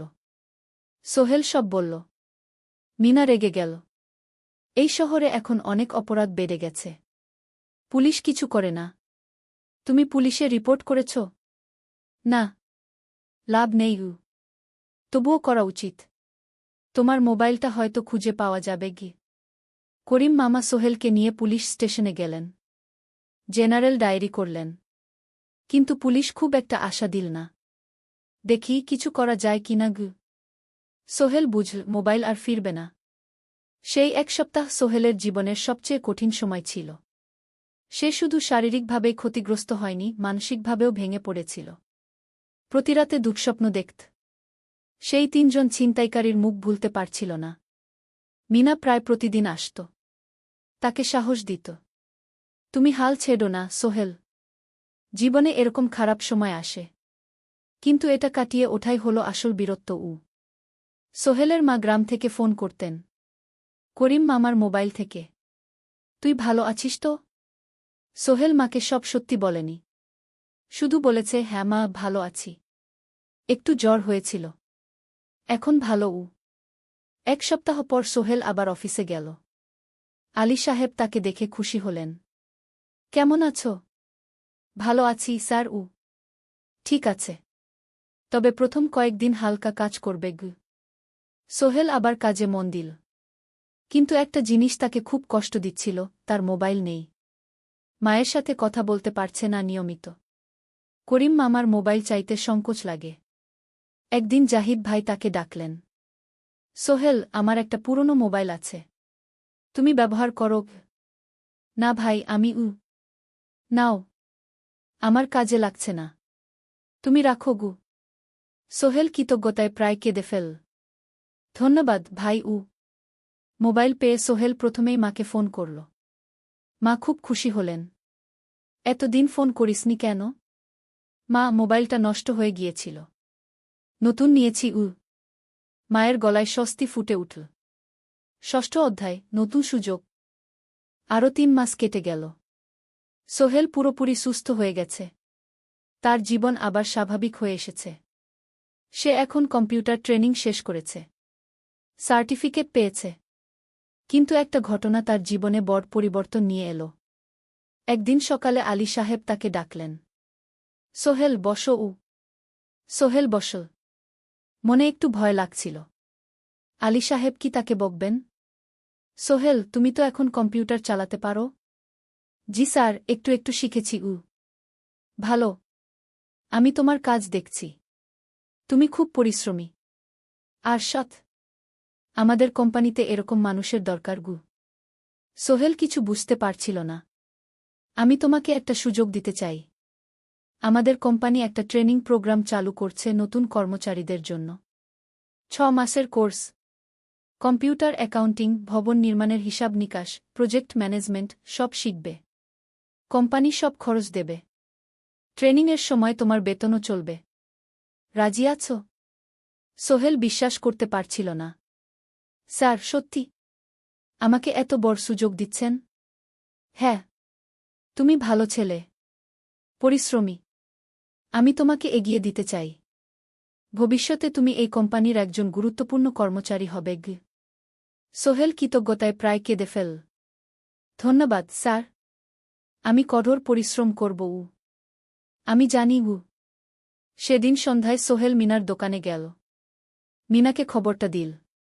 মিনা খুব খুশি হল। তার চোখে জল এসে গেল। তুমি পারবে সোহেল। আমি জানি। সোহেল তার মা আর বোনকেও ফোন করে খবরটা দিল। মা কাঁদতে লাগলেন। তোর বাবা বেঁচে থাকলে কত খুশি হতো। ট্রেনিং শুরু হলো পরের মাস থেকে। প্রতিদিন সকালে ৩ ঘণ্টা ক্লাস, তারপর বাকি সময় অফিসের কাজ। ক্লাসে ৫ জন নতুন কর্মচারী। সবাই তরুণ, উৎসাহী। শিক্ষক ছিলেন একজন অভিজ্ঞ ইঞ্জিনিয়ার। নাম রহিম স্যার। তিনি খুব ভালোভাবে সব কিছু বুঝাতেন। কম্পিউটার অ্যাকাউন্টিং, এক্সেলে জটিল ক্যালকুলেশন, প্রজেক্টের বাজেট তৈরি, সময় ব্যবস্থাপনা, সব। সোহেল পুরো মনোযোগ দিয়ে শিখতে লাগল। সন্ধ্যায় বাড়ি ফিরে প্র্যাকটিস করত। করিম মামার ছেলের কাছ থেকে একটা ল্যাপটপ ধার নিত কখনো কখনো। ৬ মাস পরে ট্রেনিং শেষ হল। সবাই সার্টিফিকেট পেল। আলী সাহেব একটা অনুষ্ঠান করলেন। সোহেল সেরা পারফর্মার হিসেবে একটা বিশেষ পুরস্কার পেল, ৫,০০০ টাকা বোনাস। আলী সাহেব ঘোষণা করলেন, সোহেল, আজ থেকে তুমি আমাদের জুনিয়র অ্যাকাউন্ট অ্যাসিস্ট্যান্ট। তোমার বেতন ১৫,০০০ টাকা গু। সোহেল অবাক হয়ে গেল। ৮,০০০ থেকে ১৫,০০০, প্রায় দ্বিগুণ। সেদিন রাতে সোহেল ঘুমাতেই পারল না। খুশিতে, উত্তেজনায় তার চোখে ঘুম নেই। সে ভাবল তার জীবন কিভাবে বদলে যাচ্ছে।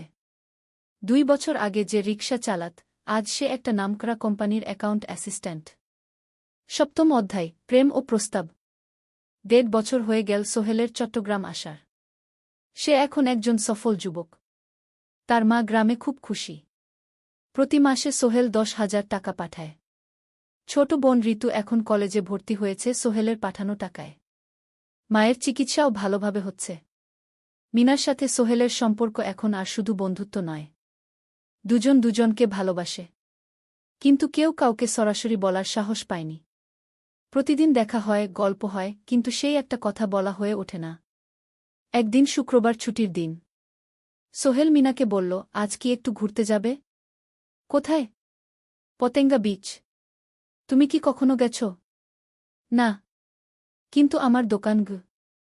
শুক্রবার। তোমার বাবা সামলাবে গু। মিনা রাজি হয়ে গেল। দুপুরে দুজনে বাস নিয়ে পতেঙ্গা গেল। সমুদ্র দেখে মিনা অবাক হয়ে গেল। কি সুন্দর! দুজনে বালিতে বসল। ঢেউয়ের শব্দ শুনতে শুনতে গল্প করছিল। হঠাৎ সোহেল বলল, মিনা, তোমার সাথে কিছু বলার ছিল। বলো। সোহেল একটা লম্বা শ্বাস নিল। তুমি জানো, আমি তোমাকে ভালোবাসি। মিনা হাসল। তার চোখ ভিজে গেল। জানি। আমিও তোমাকে ভালোবাসি, সোহেল গু। সোহেল অবাক হয়ে গেল। সত্যি? হ্যাঁ। অনেকদিন ধরেই জানি। তুমি আমার জীবনে এসে সব কিছু বদলে দিয়েছ। তোমার সাথে থাকলে আমার মনে হয় আমি যে কোনো কিছু করতে পারব গু। দুজনে কিছুক্ষণ চুপ করে বসে রইল। সমুদ্রের ঢেউ এসে পায়ে লাগছিল।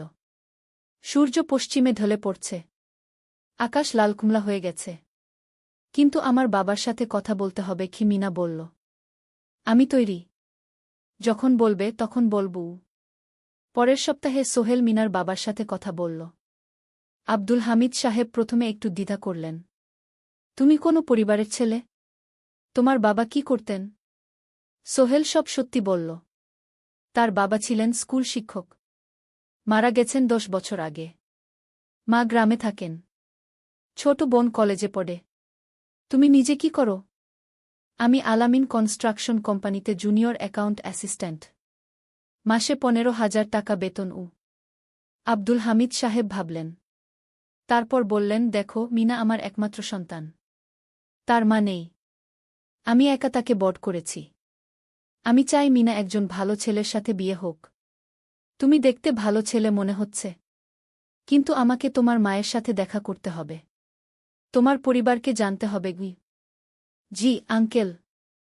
আমি ব্যবস্থা করছি। সোহেল খুশিতে আটখানা। সে সেদিন রাতেই তার মাকে ফোন করল। মাকে সব বলল। মা প্রথমে অবাক হলেন। তারপর খুশি হলেন। মিনা মেয়েটা কেমন? খুব ভালো, মা। তুমি দেখলে পছন্দ করবে গি। ঠিক আছে।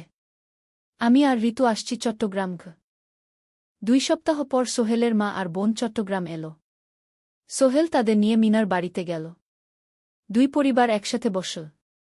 মিনার বাবা সোহেলের মাকে দেখে খুশি হলেন। সোহেলের মা সহজ সরল ভদ্রমহিলা।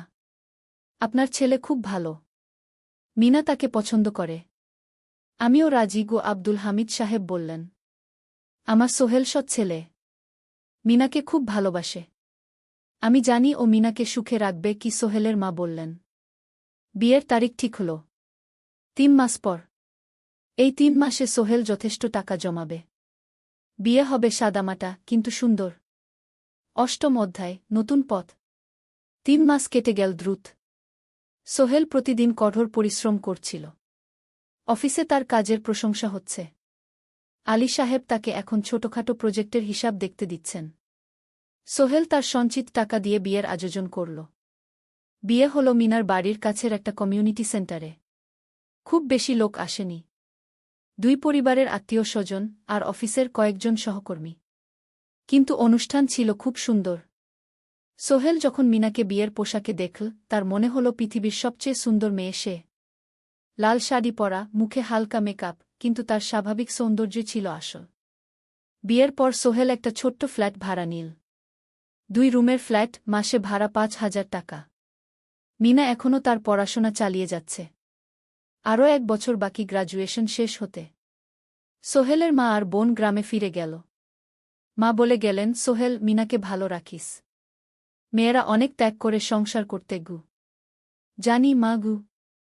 নতুন জীবন শুরু হল। সোহেল সকালে অফিসে যায়, সন্ধ্যায় ফেরে। মিনা সকালে কলেজে যায়, দুপুরে ফিরে রান্না করে, ঘর গোছায়। সন্ধ্যায় দুজনে একসাথে বসে পড়াশোনা করে, গল্প করে, টিভি দেখে। জীবন সুন্দর ছিল। কিন্তু চ্যালেঞ্জও ছিল।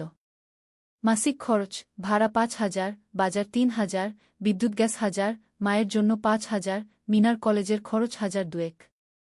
মোট প্রায় 14,000 টাকা। বাঁচত মাত্র 1,000 খানেক। কিন্তু সোহেল হাল ছাড়ল না। সে সন্ধ্যায় একটা কম্পিউটার ট্রেনিং সেন্টারে পার্ট টাইম পড়ানো শুরু করল। সপ্তাহে 3 দিন 2 ঘন্টা করে। এতে মাসে আরও 3,000 টাকা আসতে লাগল। মিনাও বসে থাকল না। সে বাড়িতে বসে কয়েকজন স্কুলের ছাত্রছাত্রীকে টিউশন পড়াতে শুরু করল। মাসে 2,000 টাকা আয়। এভাবে কেটে গেল 6 মাস। দুজন মিলে পরিবার চালাচ্ছে, স্বপ্ন দেখছে। একদিন সোহেল বলল, মিনা, আমি একটা নতুন স্বপ্ন দেখছি গু। কি? আমি নিজে একটা ছোট্ট কনস্ট্রাকশন কোম্পানি খুলতে চাই। ছোট ছোট প্রজেক্ট নেব। বাড়ি মেরামত, ছোট বিল্ডিং বানানো, এসব। তোমার কি যথেষ্ট অভিজ্ঞতা আছে? আছে। আমি 2 বছর ধরে এই কাজের সাথে জড়িত।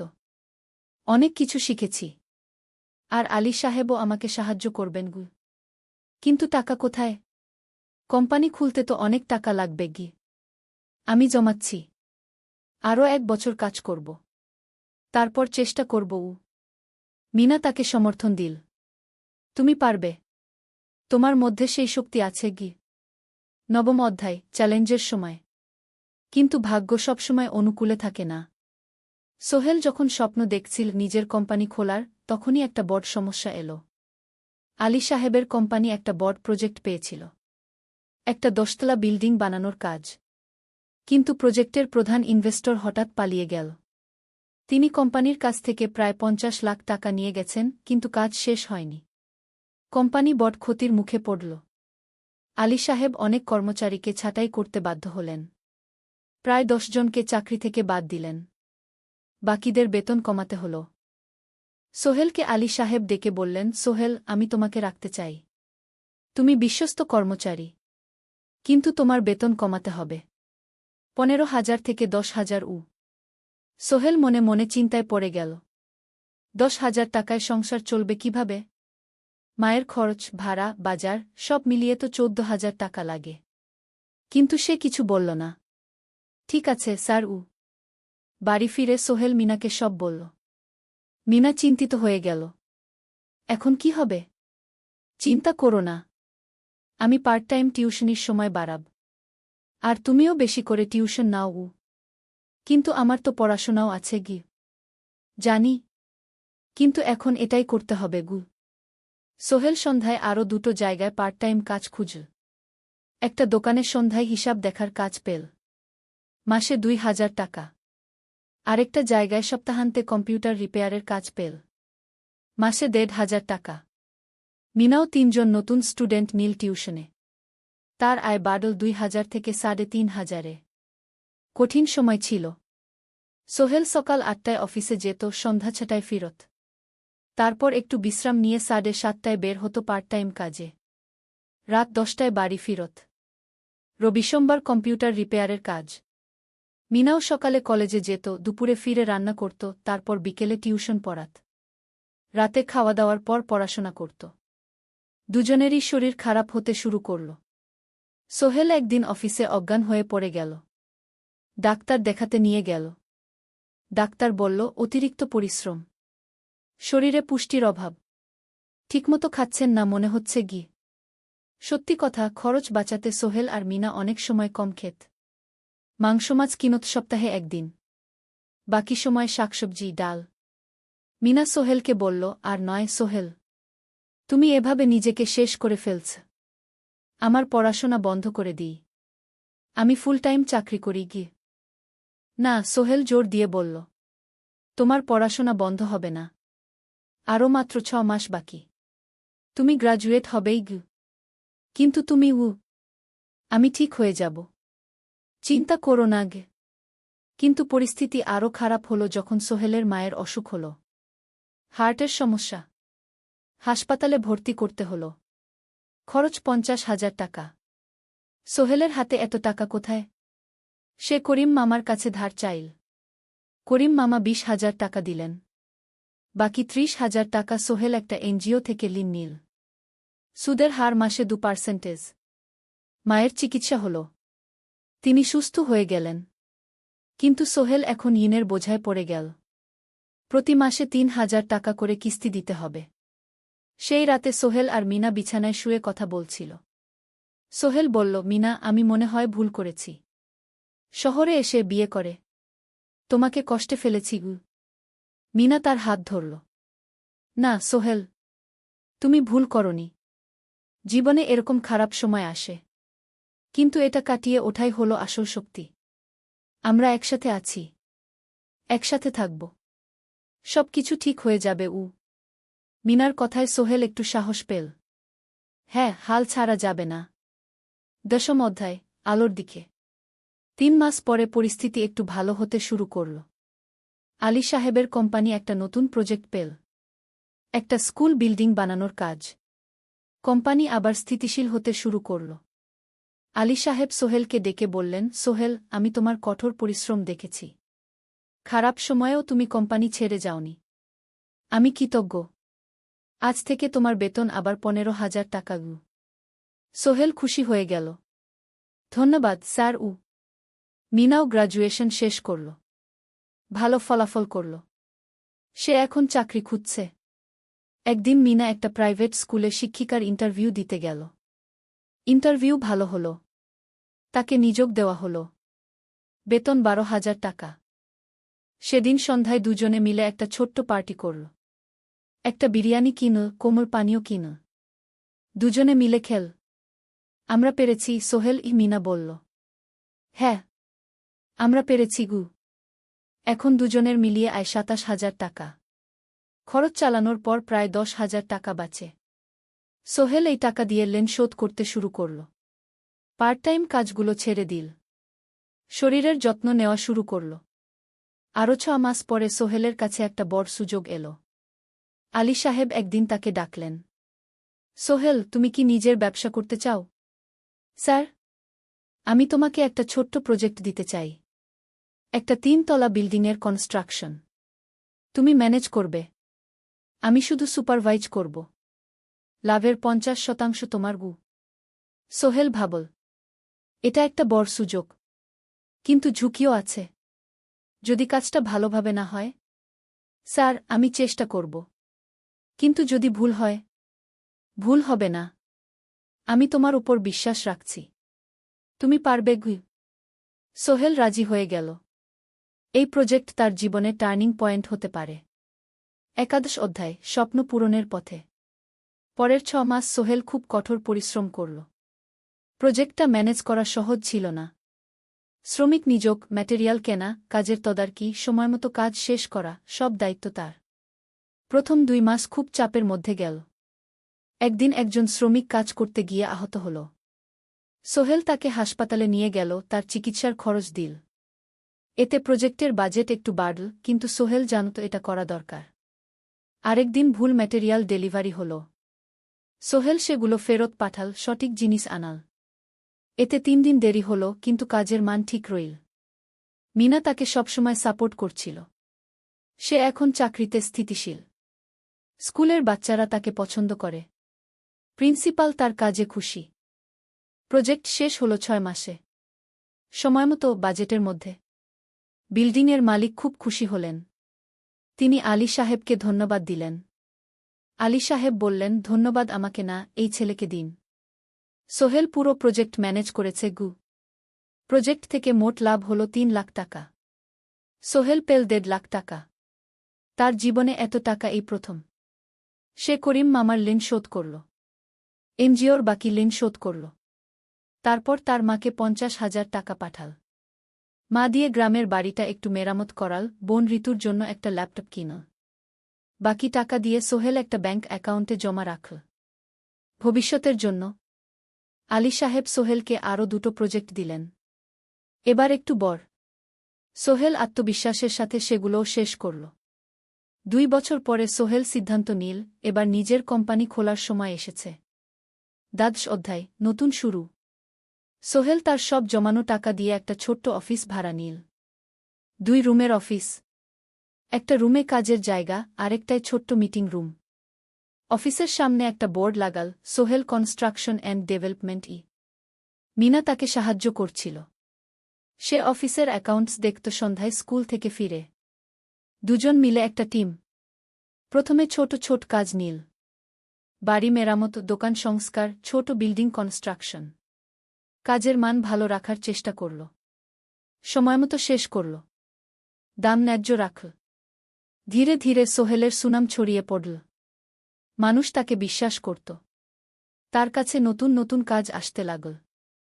প্রথম বছর খুব কষ্ট হল। কখনো লাভ হতো, কখনো লস।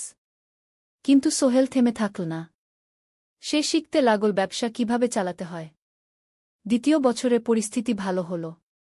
সোহেল এখন 3জন স্থায়ী কর্মচারী নিয়োগ দিল। একজন ইঞ্জিনিয়ার, একজন সুপারভাইজার, একজন অফিস সহায়ক। তৃতীয় বছরে একটা বড় প্রজেক্ট পেল।